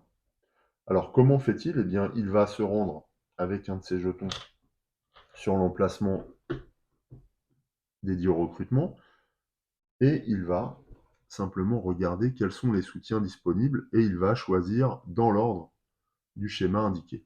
Donc d'abord, il va essayer de récupérer un suzerain, c'est-à-dire qu'il va m'enlever la possibilité d'aller chercher du prestige auprès du roi. Et donc c'est le premier choix qu'il va faire. Si je n'avais pas eu le suzerain disponible, il aurait pris le ménestrel. Sauf que il aurait ignoré ce ménestrel-là simplement parce que celui-ci est sur l'emplacement où il y a deux écus et le Otto ne prend jamais la tuile qui est sur l'emplacement qui coûte 2 écus. Donc il se serait empressé d'aller recruter ce maître d'armes et du coup de m'empêcher de m'attacher ses services. Alors lui, quand il recrute, en fait, il prend la tuile et il la défausse, hein, tout simplement. Donc là, il se rapproche du suzerain pour m'empêcher d'exercer la moindre influence auprès de lui. Il occupe le terrain, il fait du lobbying. Et voilà, son tour est terminé. Donc quand je vous parlais de fluidité à ce jeu, c'est pas du tout par grandiloquence de ma part, c'est simplement parce que ce jeu est extrêmement fluide. Là, on a déjà fait 3 tours d'action chacun. Donc on est déjà à 6 tours d'action et c'est extrêmement rapide. La mise en place, pour le coup, va durer bien plus longtemps dans cette vidéo que la première manche, vous allez voir. Nouveau tour d'action, c'est à moi de jouer. Je continue à me préparer. Alors, je pense que un des problèmes auquel je vais être confronté, c'est le prestige dans cette partie, puisque Otto a 2 points de prestige et moi, j'en ai aucun. Pour aller chercher du prestige dans cette partie, je ne peux pas compter sur les soutiens. Là. Il a défaussé le souverain, il s'est rapproché de lui, je n'ai pas la possibilité de le faire. L'Église ne m'apporte pas de prestige du tout, elle m'apporte de la foi. Là, j'ai la possibilité d'aller chercher des points de combat, mais ce n'est pas ce qui va me préoccuper maintenant. Donc, je vais aller chercher du prestige autrement. Je peux me rapprocher de gentes dames, de bonne famille, pour essayer d'acquérir une certaine notoriété, par mes talents de séducteur certainement, ou par le fait d'intégrer de belles familles. C'est ce que je vais faire, donc je vais partir à la conquête de ces belles demoiselles, et donc je vais pouvoir récupérer 2 cartes de voyage. Donc je vais déjà prendre celle-ci, qui, lorsque je jouerai cette carte voyage en face voyage, alors c'est une carte romance, hein, je pourrais gagner soit un point de gloire, soit un point de prestige. Donc soit un point de gloire parce que j'aurai conquis le cœur et les faveurs de cette belle demoiselle, soit un point de prestige parce que je me serai rapproché d'une famille, d'une grande famille du royaume. C'est ce que je vais faire. Je vais aller chercher une deuxième carte de voyage, hein, comme c'est indiqué là, et je vais prendre celle-là. Là encore, je vais essayer de récupérer. Enfin, je vais croiser le chemin de cette jeune demoiselle qui va m'offrir une alliance, une chevalière, pour que je pense à elle, certainement. Et cette chevalière, on verra, me donnera la possibilité, quand je m'en servirai, de relancer jusqu'à 4 dés. Voilà, donc là, ça va être mon tour d'action. qui va me permettre de prendre attache auprès de ces jeunes personnes et puis d'éventuellement de les solliciter pour obtenir leur belle faveur. Ce que je ferai certainement très rapidement. Il y a de fortes chances. En tout cas, leur proposition m'intéresse. C'est à Otto. Otto peut tout à fait faire pareil, on va voir. Voir ce qu'il fait, j'ai oublié de piocher. Eh bien justement, Otto, lui, il part en voyage, mais cette fois, c'est pour effectuer des défis. Donc il va aussi sur l'emplacement voyage. Alors lui, quand il joue, il est beaucoup plus efficace que moi, et en fait, lui, il défie tous les adversaires possibles présents sur le plateau. Donc en fait, il défausse toutes les cartes de la colonne indiquées sur sa carte d'action. Voilà. Et ce qui est particulier, c'est qu'à chaque manche, on ne complète pas les colonnes une fois qu'elles sont vidées, par l'automa ou par moi. Par ailleurs, Otto va choisir de vider une colonne qui a 4 cartes et jamais une colonne incomplète. Donc voilà, si jamais la colonne est incomplète, il privilégiera une autre action. Là, en tout cas, il supprime ces 4 cartes. Il y en avait qui m'intéressaient, notamment celle-ci, pour gagner une amulette, là, suite à un combat. Mais ce ne sera pas le cas. Donc je défausse simplement ces cartes, hein, il ne fait rien d'autre. Il m'empêche simplement de m'exercer et de renforcer ma notoriété encore par des exploits personnels. Voilà, donc Otto est très habile, hein, il ne faut pas sous-estimer son habileté sous prétexte que c'est un guerrier. Nouvelle action pour moi. Alors je pourrais tout à fait retourner faire une carte voyage, mais ça m'intéresse un peu moins, bien que ces deux cartes-là sont très très intéressantes. Mais j'ai aussi besoin de points de force, je pense, pour le premier combat. Alors bien que j'en ai quand même quelques-uns, et qu'on va, une fois le tour d'action terminé, on va toucher des revenus. Donc je touche beaucoup de points de force, donc je peux me passer des quelques points ici. Donc je vais retourner faire un voyage, essayer de récupérer quelques atouts supplémentaires, et je vais aller recruter, enfin en tout cas je vais essayer de recruter un palefrenier qui peut m'apporter contre un écu la capacité de changer le résultat d'un dé monture, on le verra. Et puis je vais essayer aussi de me procurer un chapelet, voilà, pour faciliter mes prières lorsque je suis en déplacement pour les tournois. Donc là j'ai beaucoup de cartes voyage, et on verra comment ça fonctionne tout à l'heure en fin de manche. Enfin dans la phase voyage en fait de la manche. Vous allez voir, c'est vraiment très très important de sélectionner ces cartes voyage. C'est pour ça que Otto va venir nous les subtiliser. Justement, c'est à Otto de jouer. C'est à Otto d'agir. Alors lui, il va essayer. Ben voilà. Donc là, typiquement, il va me couper l'herbe sous le pied parce que j'envisageais de recruter le soutien spécial. Et ben il va s'en charger. Alors il s'est rapproché du roi tout à l'heure. Et maintenant, il va retourner dans la zone de recrutement et il va essayer de devenir le confident de la reine. Donc il défausse cette huile, tout simplement. Après le roi, la reine. Et oui, il jouit d'un prestige qui lui ouvre les portes de la cour, il faut croire, donc il ne me laisse aucune chance de me positionner face au monarque. Ça c'est clair. C'est mon dernier tour d'action, voilà, mon dernier jeton, et je peux encore effectuer quelque chose. Il me reste 3 écus. Je pense que je vais m'équiper, parce que c'est l'un de mes objectifs premiers, je vais m'équiper en armure ou en monture. Je vais récupérer ma monture de niveau 3. Je récupère ma monture de niveau 3 ou pas? Alors cela dit, là j'ai un palefrenier. Là j'ai une... ouais, c'est pareil. Ouais, donc je vais récupérer une armure de niveau 3. Donc je vais dépenser 3 écus. Là j'ai une pièce de 3. Alors du coup, eh bien, je n'ai plus d'argent, hein. J'ai tout dépensé pour financer les croisades, pour acheter je sais plus quoi, recruter tout à l'heure. Et donc là je vais simplement m'équiper. Alors je vais simplement m'équiper. Pour ça, j'ai dépensé mes 3 écus et je vais chercher une carte de niveau 3. Alors j'ai dit que j'allais prendre le destrier plutôt. Voilà.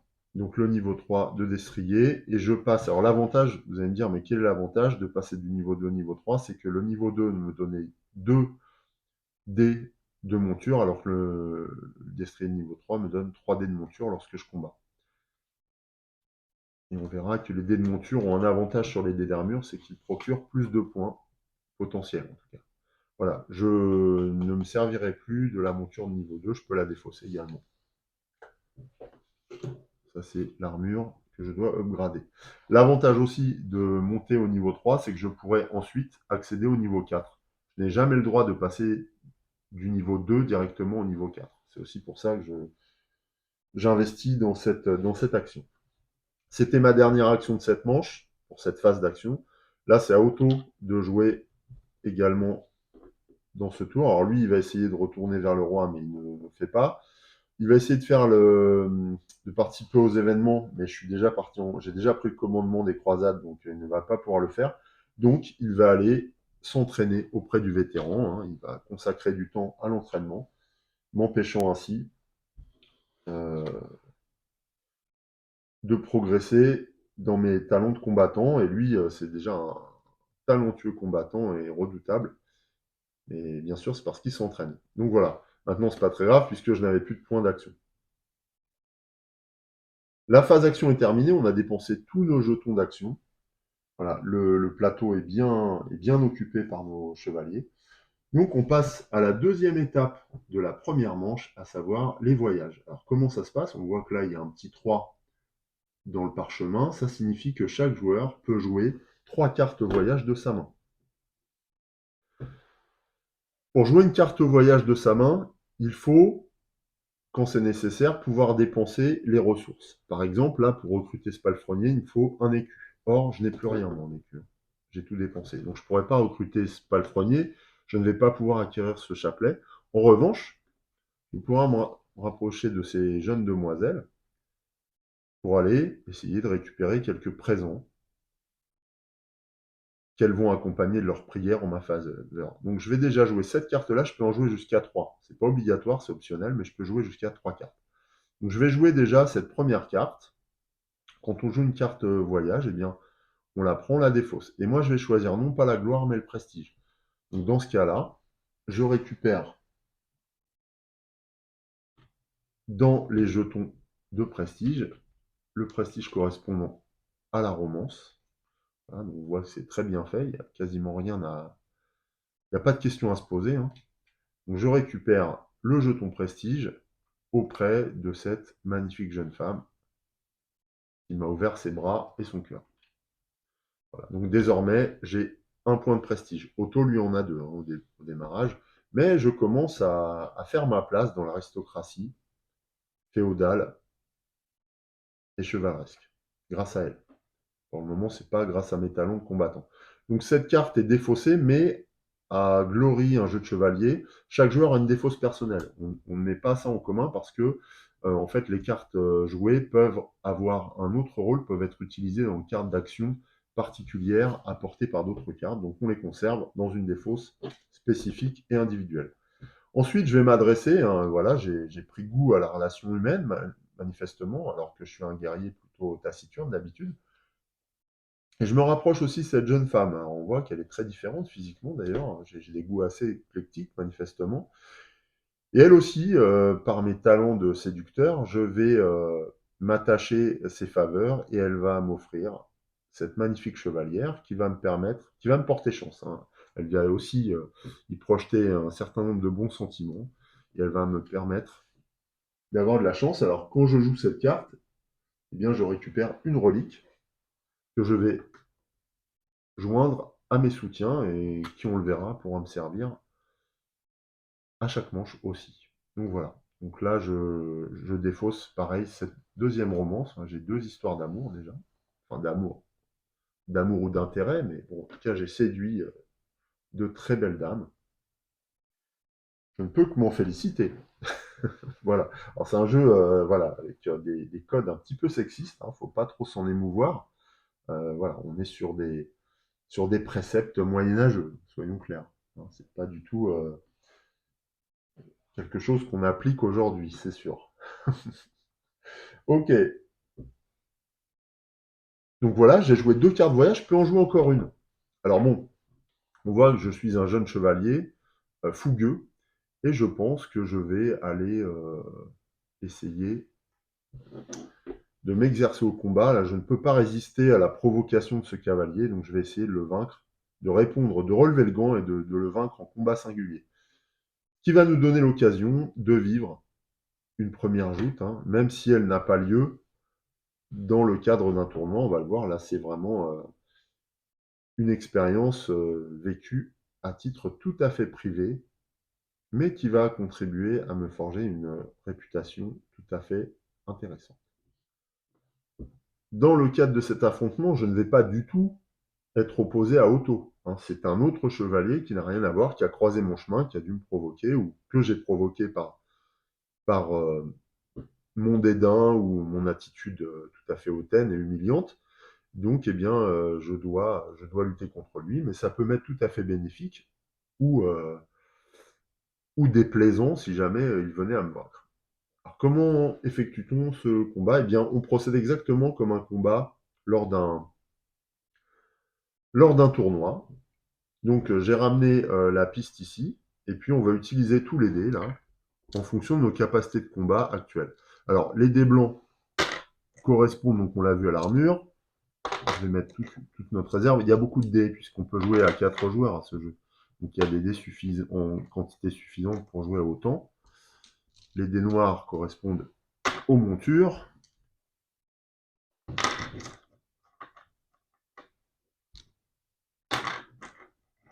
Voilà.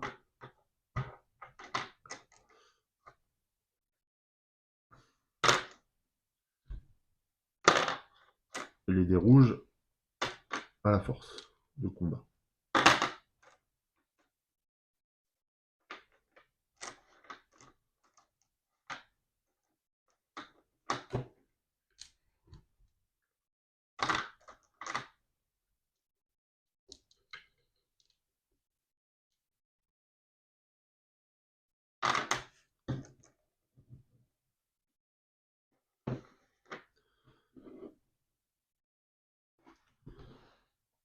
Voilà.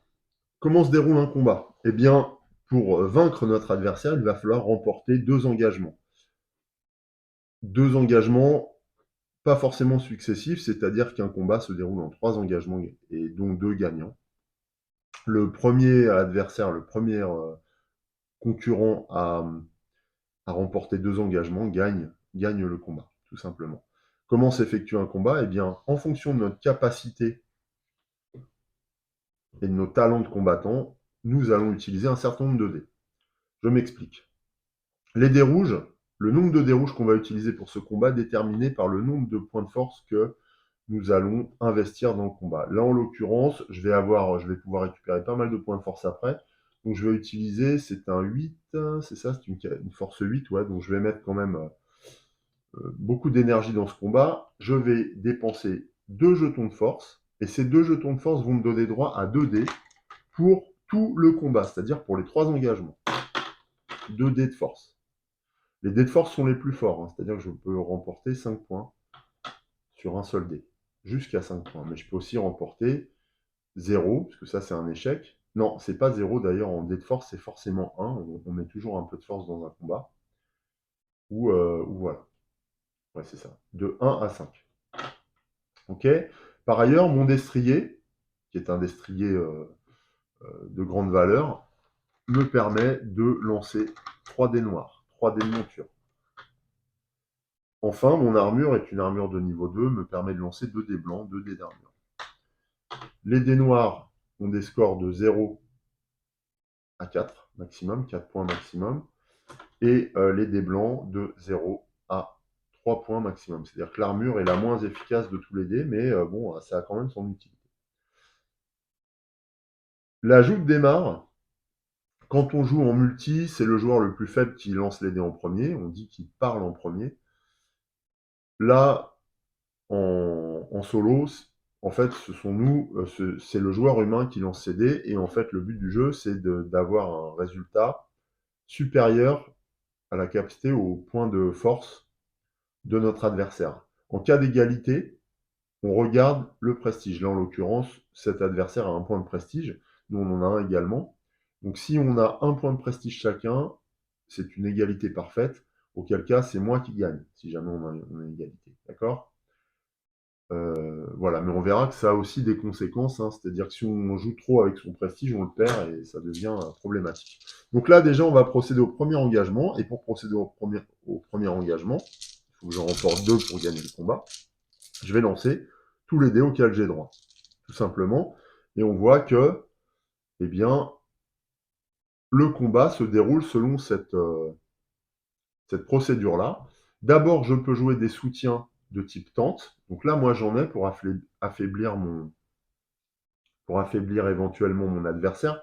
Je ne vais pas les utiliser parce que c'est un adversaire qui a 8, sachant que si je reprends les scores maximum des dés, là j'ai 5, plus 3, ça fait 8, c'est 3 maximum, plus 4, 4 en noir plutôt, donc j'ai un score potentiel maximum de 11.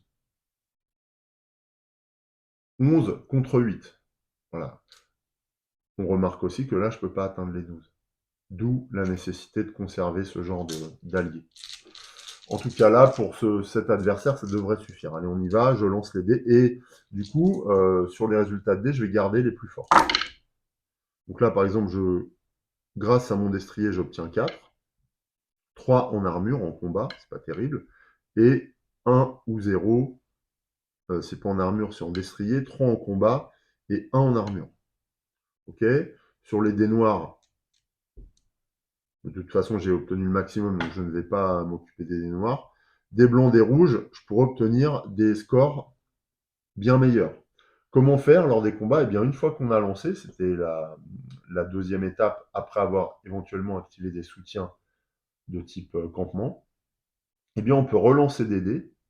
Alors, on lance les dés, ça c'est fait, on sélectionne le nombre de dés, on lance les dés et éventuellement on fait appel à la foi pour avoir le droit, en dépensant un jeton de foi, de relancer 2 dés. Donc là, c'est ce que je vais faire. Ça, c'est une croix qui vaut 3 points de foi, donc je vais faire la monnaie.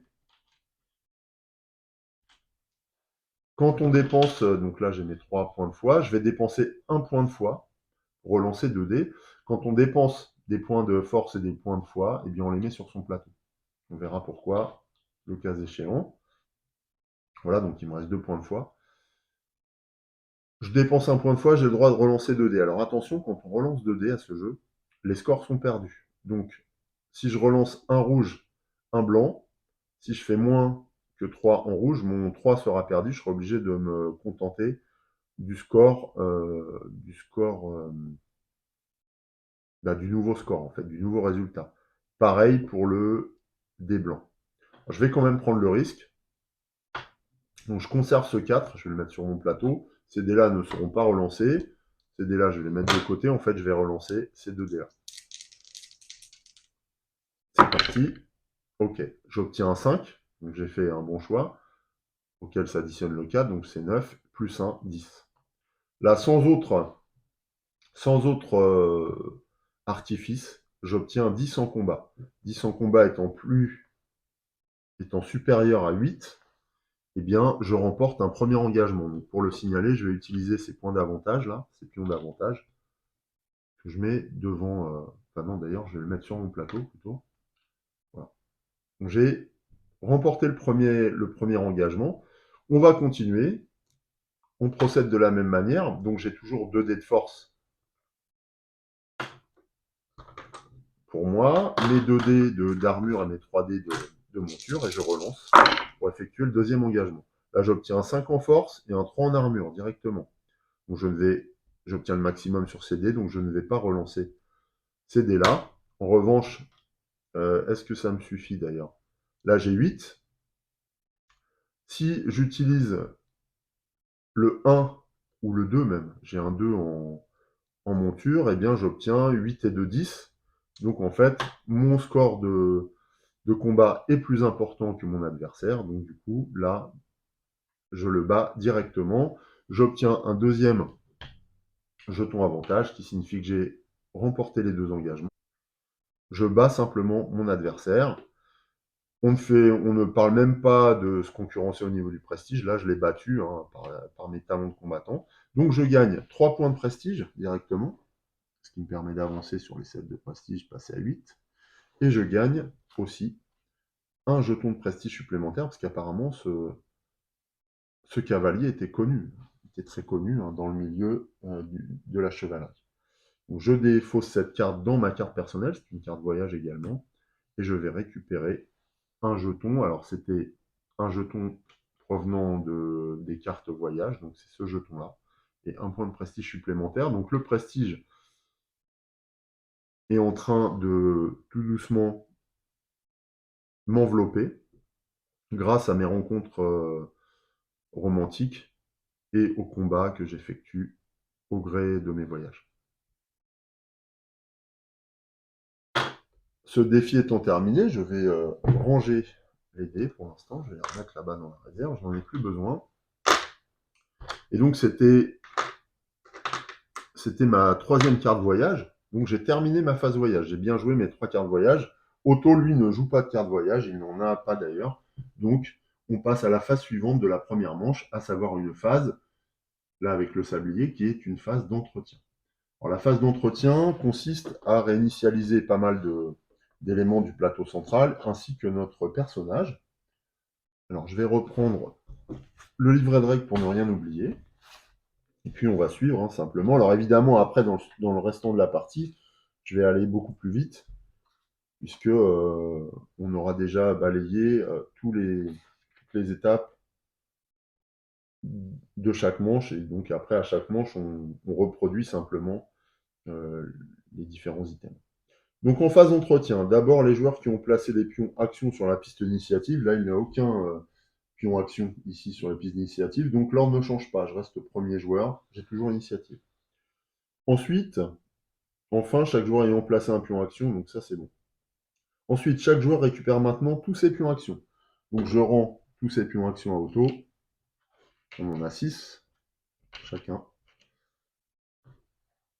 Et je récupère les miens.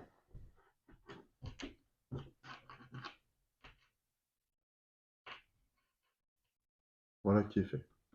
Ensuite, retournez face active vos soutiens et reliques, jetons et prestiges précédemment utilisés. Je n'ai rien utilisé, donc je n'ai pas de jetons prestige, reliques ou soutiens utilisés. D'ailleurs, quand on les utilise, quand on les retourne, elles deviennent monochromes. Là, c'est pas le cas. Hein. Donc c'est facile à distinguer. Sauf les soutiens permanents, on le verra éventuellement. Ensuite, recevez les revenus indiqués sur votre carte de personnage. Mes revenus sont 2 écus et 7 points de force. Vous allez me dire, mais on paraît assez fort, mais on va voir que lors des tournois, la force est vraiment nécessaire. En même temps, ah non, voilà, maintenant, retirez du jeu les tuiles soutien encore en piste de soutien. Donc toutes les tuiles soutien présentes sur le plateau central, on les défausse et elles ne seront plus utilisées lors de cette partie. Et on les remplace d'abord ici par un soutien spécial. Donc cette fois, c'est une princesse voilà, qui, lorsqu'on la recrute, nous rapporte directement 5 points de gloire. Bah oui, parce qu'on s'attache les faveurs, non pas d'une courtisane, mais de la fille du roi et de la reine. Donc c'est quand même glorifiant. Et puis, on va aussi dévoiler de nouveaux soutiens ordinaires en les plaçant de droite à gauche. Donc là, on les prend dans la pile qu'on a constituée au début. Donc là, un palefrenier. Ensuite, une autre courtisane. Alors, elle est intéressante, cette courtisane, parce que elle nous permet, quand on l'a recrutée, d'aller chercher une carte voyage supplémentaire à chaque fois qu'on fait l'action voyage. J'aime beaucoup cette tuile. Elle nous coûte 1 écu. L'action bonne sœur, lorsqu'on dépense un jeton de foi, on a le droit non plus à 2 lancers de dés, mais 3. Alors on doit toujours lancer les dés de manière simultanée, il faut choisir. Hein. On peut aussi recruter un maître d'armes, c'est très très utile pour twister le résultat d'un dé de force et le transformer en résultat maximal de 5. Tiens, le roi s'intéresse de nouveau au tournoi et aux chevaliers qui pourraient participer, donc c'est peut-être l'occasion de nous faire connaître. De la même manière, on va retirer toutes les cartes voyage présentes sur le plateau. Alors nous, on en a utilisé beaucoup, mais c'est pareil, elles sont défaussées et on ne les verra plus de la partie. Donc c'est pour ça qu'il est important à chaque fois de saisir les opportunités de voyage. les voyages formant la jeunesse. Donc, eh bien, à la suite de ça, comme pour les soutiens, on révèle de nouvelles cartes. Donc là, il est tout à fait possible de retrouver une nouvelle jeune femme pour récupérer une autre bague. Celle-ci nous rapporte de la gloire. C'est une fauconnière, donc elle est assez farouche, certainement.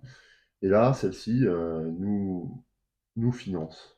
Hein. Elle est séduite par notre courage, donc elle finance nos combats.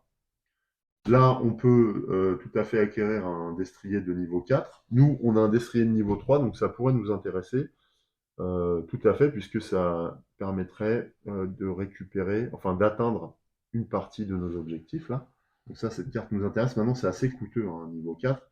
Et en même temps, il n'y a pas d'autres moyens, si ce n'est les combats, on le verra. On peut également acquérir une armure de niveau 3 pour 3. Alors, je crois qu'on a déjà cette carte. Ouais, non, on n'a pas cette possibilité encore. Donc ça aussi, ça nous intéresse potentiellement, mais ça nous coûte cher. Là, on peut acquérir pour 3 un destrier niveau 3, mais ça va nous être inutile puisqu'on l'a déjà. Donc on n'ira pas vers cette carte. Et enfin, intéressant, on peut récupérer un chapelet. Chapelet que l'on a déjà, cela dit, mais on peut également posséder plusieurs. C'est pas du tout interdit, on peut posséder autant de reliques et de cartes qu'on souhaite, d'ailleurs. Par contre, on peut en activer un nombre limité en combat. Là, on n'a pas eu besoin pour le moment, mais on verra que c'est un nombre limité.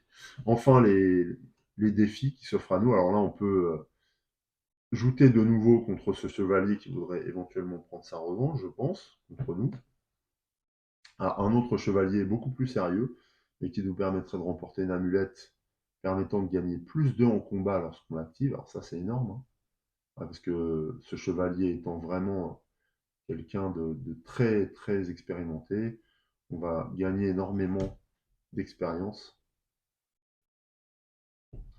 Là, on va pouvoir lutter contre des pickpockets, des malfrats, et éventuellement gagner un malfrat supplémentaire ou de l'argent. Voilà, on va les déposséder de l'argent qu'ils ont volé eux-mêmes. Ça correspond bien à notre caractère de la partie.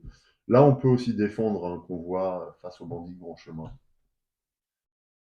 pour gagner une amulette qui nous donne plus 1 en combat.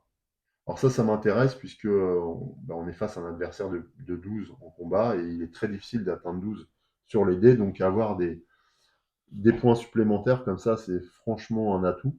Et je pense que je vais m'orienter assez rapidement vers ces cartes de voyage, vers ces défis, quitte à ajouter comme ça assez vite entre 2 tournois. Retirer du jeu les tuiles, retirer les cartes voyage, c'est fait, et en poser de nouvelles. Retirer du jeu la carte événement. Et oui, alors là, les croisades se poursuivent, mais sans moi. Donc on enlève cette carte, et on la remplace par le prochain événement qui va nous permettre de participer à une expédition marchande, et d'aller chercher pour un écu 3 cartes voyage, qui peut être intéressant.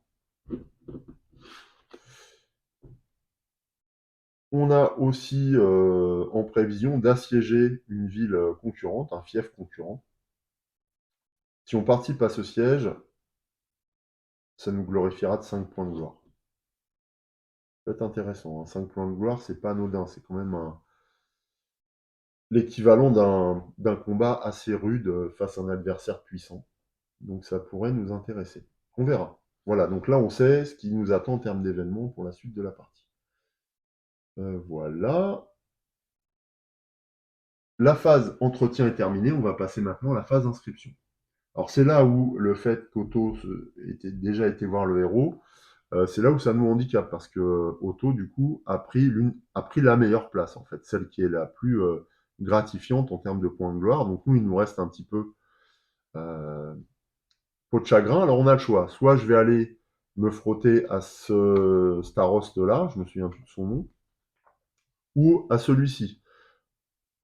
Celui-ci est moins puissant, mais nous rapporte moins de gloire. Celui-ci est un peu plus fort et nous rapporte 2 points de gloire. Bon, les deux sont intéressants. On a aussi la possibilité d'accepter de ne pas savoir qui affronter et de nous inscrire, et puis on verra bien qui vient face à nous. Je crois que je vais faire ça d'ailleurs. J'ai envie de jouer un peu avec le feu, pour le coup. Donc je vais m'inscrire sans savoir qui affronter, puisque ces deux-là ne m'intéressent pas plus que ça. Bon, moi j'ai déjà battu un adversaire de niveau 8. Lui il me rapporte que 2, donc je me dis que peut-être il y a moyen de faire mieux. J'ai un destrier très puissant déjà, j'ai pas mal de force. Hein, j'ai un atout, moi, c'est les capacités de combat, donc pourquoi pas essayer d'en tirer parti, même si il va être difficile quand même de vaincre Otto sur son terrain, mais bon, on va essayer. Donc voilà, alors comment ça se passe dans ces cas-là, quand on s'inscrit comme ça? Eh bien, une fois que tous les chevaliers sont inscrits, on va compléter les emplacements vides par des chevaliers du niveau indiqué sur la carte. Donc là, ce sont des chevaliers de niveau bouclier bois. On va les positionner, on les positionne de gauche à droite. Je ne sais pas qui je vais rencontrer encore, on va le voir. Donc là, face au Starost, eh bien, c'est un autre chevalier. Alors, je crois que c'est le chevalier de la Jarretière, si je me souviens bien, qui s'appelle Jean II de Luxembourg, comte de Ligny de Guise, seigneur de Beauvoir et de Richebourg, chevalier de la Toison d'Or. Je ne sais pas pourquoi j'ai dit la Jarretière. Chevalier de la Toison d'Or. Voilà. Mais c'est pas nous qu'il va affronter. Par contre, c'est un concurrent très très prestigieux. Il a 3 en prestige. Hein. Nous, on va affronter qui? Ce personnage-là. C'est pas le blason le plus saillant qui existe. Alors lui, c'est Jean Falstaff, chevalier de la Jarretière. Ah bah c'est lui, chevalier de la Jarretière. Okay. Par contre, lui, c'est un combattant de niveau, enfin avec 9 de force, qui rapporte 3 en gloire, et il a 0 prestige. Donc ça, c'est intéressant pour nous.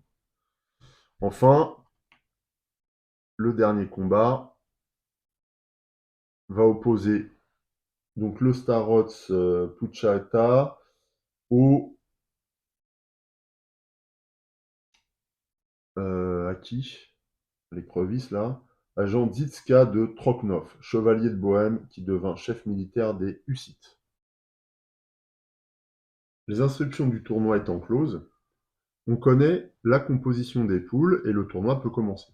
Comment ça se déroule? Eh bien, toutes les rencontres vont avoir lieu, mais il y a 2 modes de résolution des combats. Quand il s'agit de joueurs fictifs, eh bien, on va résoudre les combats en utilisant les scores et en les départageant de cette manière, à l'aide de leur capacité de combat et de leur niveau de prestige. En cas d'égalité, on retiendra comme gagnant le concurrent de gauche. Et puis, on va déterminer les résultats du combat en fonction de résultats obtenus sur des jets de dés quand une joute oppose un joueur, un chevalier, on va dire, et le joueur humain. C'est ce qui va nous concerner. Donc, du coup, ça signifie aussi que sur les quatre rencontres, il n'y aura qu'une seule rencontre à résoudre avec des jets de dés, ce qui est totalement logique, puisque sinon on passerait trop de temps. Encore que, après ça dépend des goûts de chacun. Mais moi, ça me va bien, en tout cas, de résoudre que mon combat, puis de pas m'occuper vraiment de ce qui se passe entre les autres chevaliers, comme si je n'étais pas au courant finalement du résultat de leur rencontre jusqu'à lire le tableau des résultats comme tout le monde. Donc justement, on va déjà maintenant résoudre les combats entre chevaliers fictifs. Alors par exemple, ici, on va résoudre ça de gauche à droite. Ici, on a 2 chevaliers d'une capacité, enfin d'une force de combat de 8. La manière de les départager, eh bien, c'est ensuite le prestige. Ce chevalier n'ayant que 0 et le chevalier de la Toison d'Or ayant 3 en prestige, c'est lui qui va remporter le combat. Donc le gagnant de cette joute rencontrera le chevalier de la Jarretière, dont je ne me souviens plus exactement le nom. Ensuite, on va passer à un autre combat théorique. Là, puisque ce chevalier a 8 en combat, c'est lui qui gagne automatiquement. Et enfin, on regarde le résultat du combat qui oppose Otto et ce personnage donc, qui s'appelle déjà, je ne sais plus, s'agissant d'Otto, on va quand même regarder comment se nomme son adversaire, qui s'appelle Vincenty Granowski, donc staroste de Grande Pologne. Donc lui, eh bien, Otto ayant 12 en combat, il va le piétiner, hein. Donc c'est lui qui gagne. Ce qui signifie qu'on connaît déjà la deuxième étape, à savoir les demi-finales. On va maintenant procéder au combat qui nous intéresse le plus, qui nous oppose à John Falstaff, chevalier de la Jarretière. Je prends la piste de dés, et on y va. Alors oui, j'avais oublié de défausser les points de force et les points de foi dépensés pour le précédent combat, qui nous opposait un Manon. Je remets les points d'avantage, les jetons d'avantage sur le tableau. Et maintenant, on va décider de ce qu'on fait. Alors, c'est un concurrent assez sérieux, mais qui n'est pas très prestigieux, qui a 9 en combat. Donc, au vu des résultats qu'on a obtenus tout à l'heure, je pense qu'on va investir 2 points de force pour démarrer. Ce qui signifie que les dés dont on va disposer pour ce combat sont 2 dés rouges, 3 dés noirs grâce à notre destrier, et 2 dés blancs résultant du niveau de notre armure qui n'est pour l'instant pas terrible. Après, on a maintenant des soutiens auxquels on va peut-être pouvoir faire appel. Maintenant, je préférerais les garder pour essayer de vaincre Otto lors de ce premier tournoi, mais ça risque d'être compliqué quand même. On va partir comme ça en tout cas. Donc voilà, maintenant, eh bien, pour déterminer quel est le vainqueur de chaque engagement, eh bien, comme l'autre fois, on va comparer nos résultats de dés à la valeur de combat de John Falstaff. C'est parti, je lance les dés. Voilà, c'est un mauvais lancer, très très mauvais lancer. Donc on va garder quoi? Ah oui, c'est excessivement mauvais, hein. Là, pour l'instant, John Falstaff, il a 9. Nous avons 2 et 2, 4 et un 5. Donc ce qu'on va faire, c'est qu'on va utiliser un point de foi pour pouvoir relancer 2 dés déjà. Pour l'instant, on va relancer le noir et le rouge, sachant que le noir et le rouge ne sont pas les pires, mais bon, on peut vraiment faire mieux. On obtient un 5 sur le rouge et un 0 sur le noir. À la totale, on obtient un point de plus, donc on passe à 5 sur 9. J'enlève ces 2 dés, ils ne sont plus valables, donc pour le moment, je suis à 6 en score. Que pouvons-nous faire par ailleurs? Donc, j'ai relancé, donc je vais dépenser, oui, j'ai dépensé une croix. Je pourrais éventuellement utiliser un soutien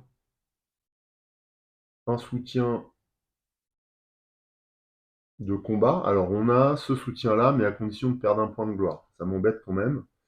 Il faudrait éviter d'utiliser trop, d'avoir recours trop à cette espionne. On peut également utiliser un autre soutien, mais je n'ai pas d'autre soutien pour la phase de joute. Par contre, on peut utiliser une relique. Or, je dispose d'une relique de cet anneau qui m'a été confié par la jeune demoiselle. On va la neutraliser, elle nous permet de relancer 4 dés.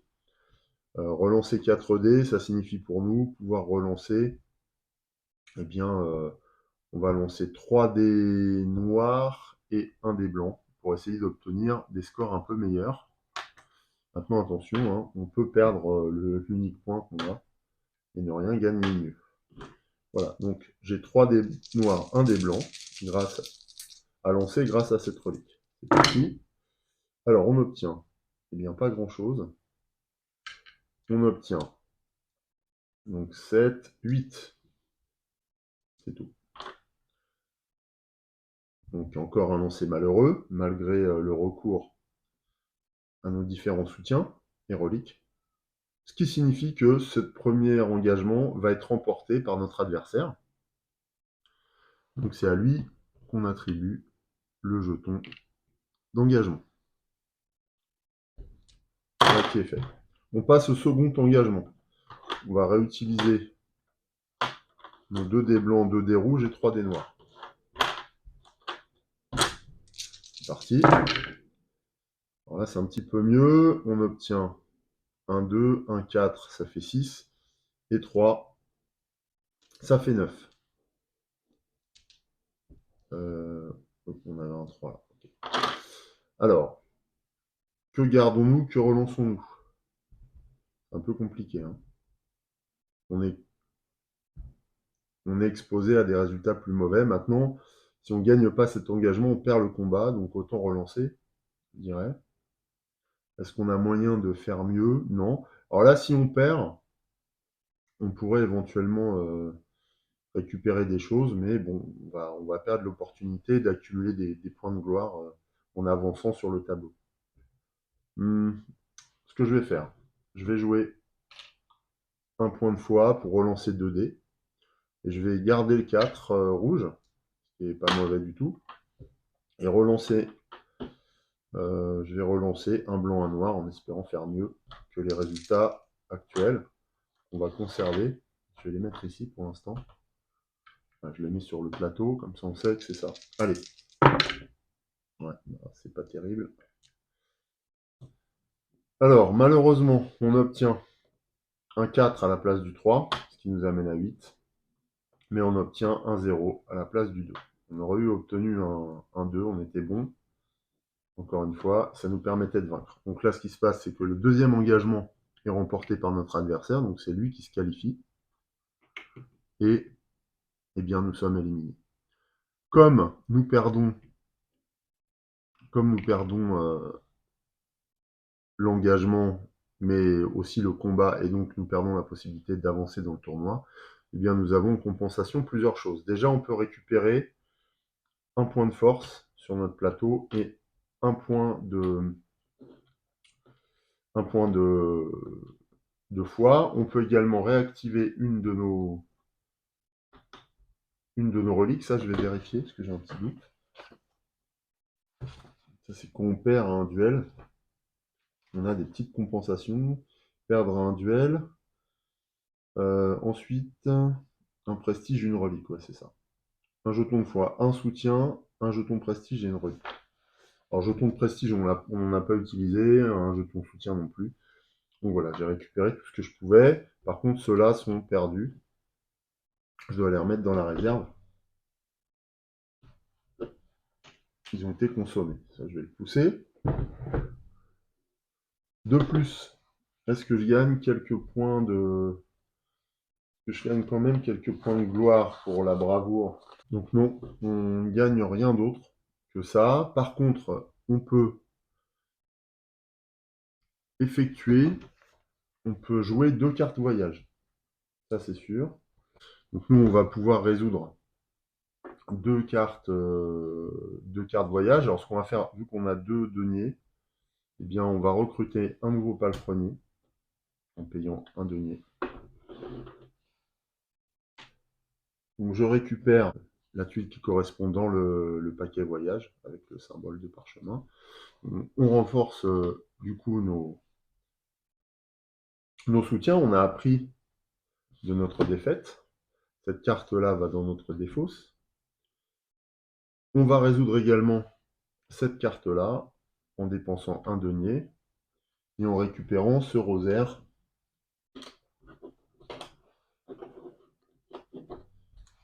également dans la réserve des reliques qui est là-bas.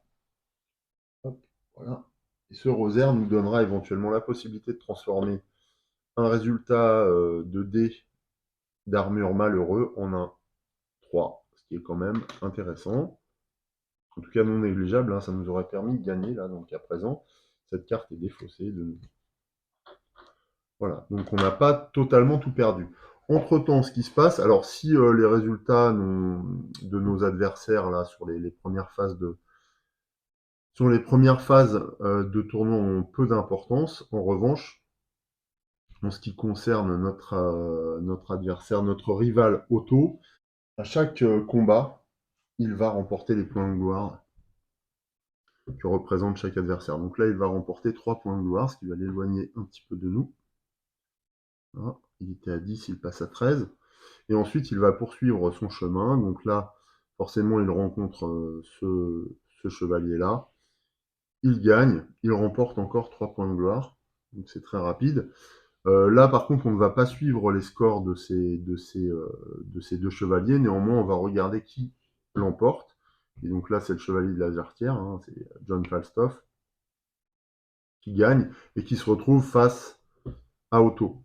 Otto, qui a toujours 12 en combat, bat aisément John Falstaff et remporte le tournoi, ce qui lui rapporte de nouveau 3 points de victoire. Il passe de 16 à 19.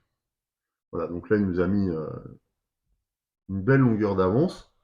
Par ailleurs, on retourne le trophée du tournoi. Alors là, dans ce cas-là, il s'agit simplement d'un prestige dont Otto dispose déjà. Donc on va défausser cette huile, elle ne sera plus accessible pour le reste de la partie. Elle sera remplacée éventuellement lors d'une prochaine joute à plaisance par une autre tuile que l'on a en réserve. Le tournoi s'achève comme ça, et a vu la victoire de notre ennemi juré. Et nous allons passer maintenant à une nouvelle manche. On va simplement replier le tableau du tournoi. Otto récupère son jeton, moi aussi. Pas de gloriole pour nous cette fois. On remélange tous les chevaliers dans leur tas respectif. Voilà, celui-ci rejoint les chevaliers polonais.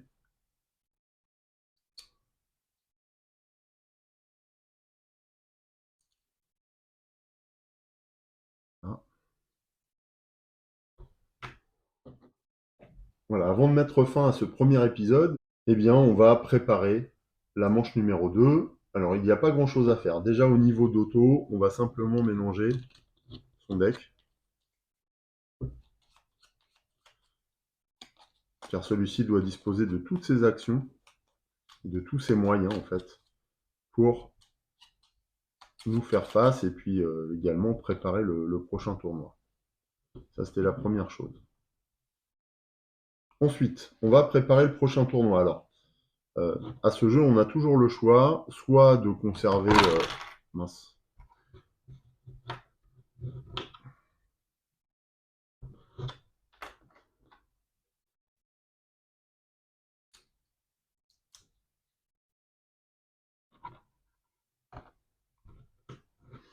Alors, à ce jeu, on a toujours le choix, soit de jouer de manière alternative joute à plaisance et pas d'armes, donc les joutes dans les villes respectives, de Paris, Munich et Florence, soit de rester en joute à plaisance, soit de rester en pas d'armes, c'est comme on veut.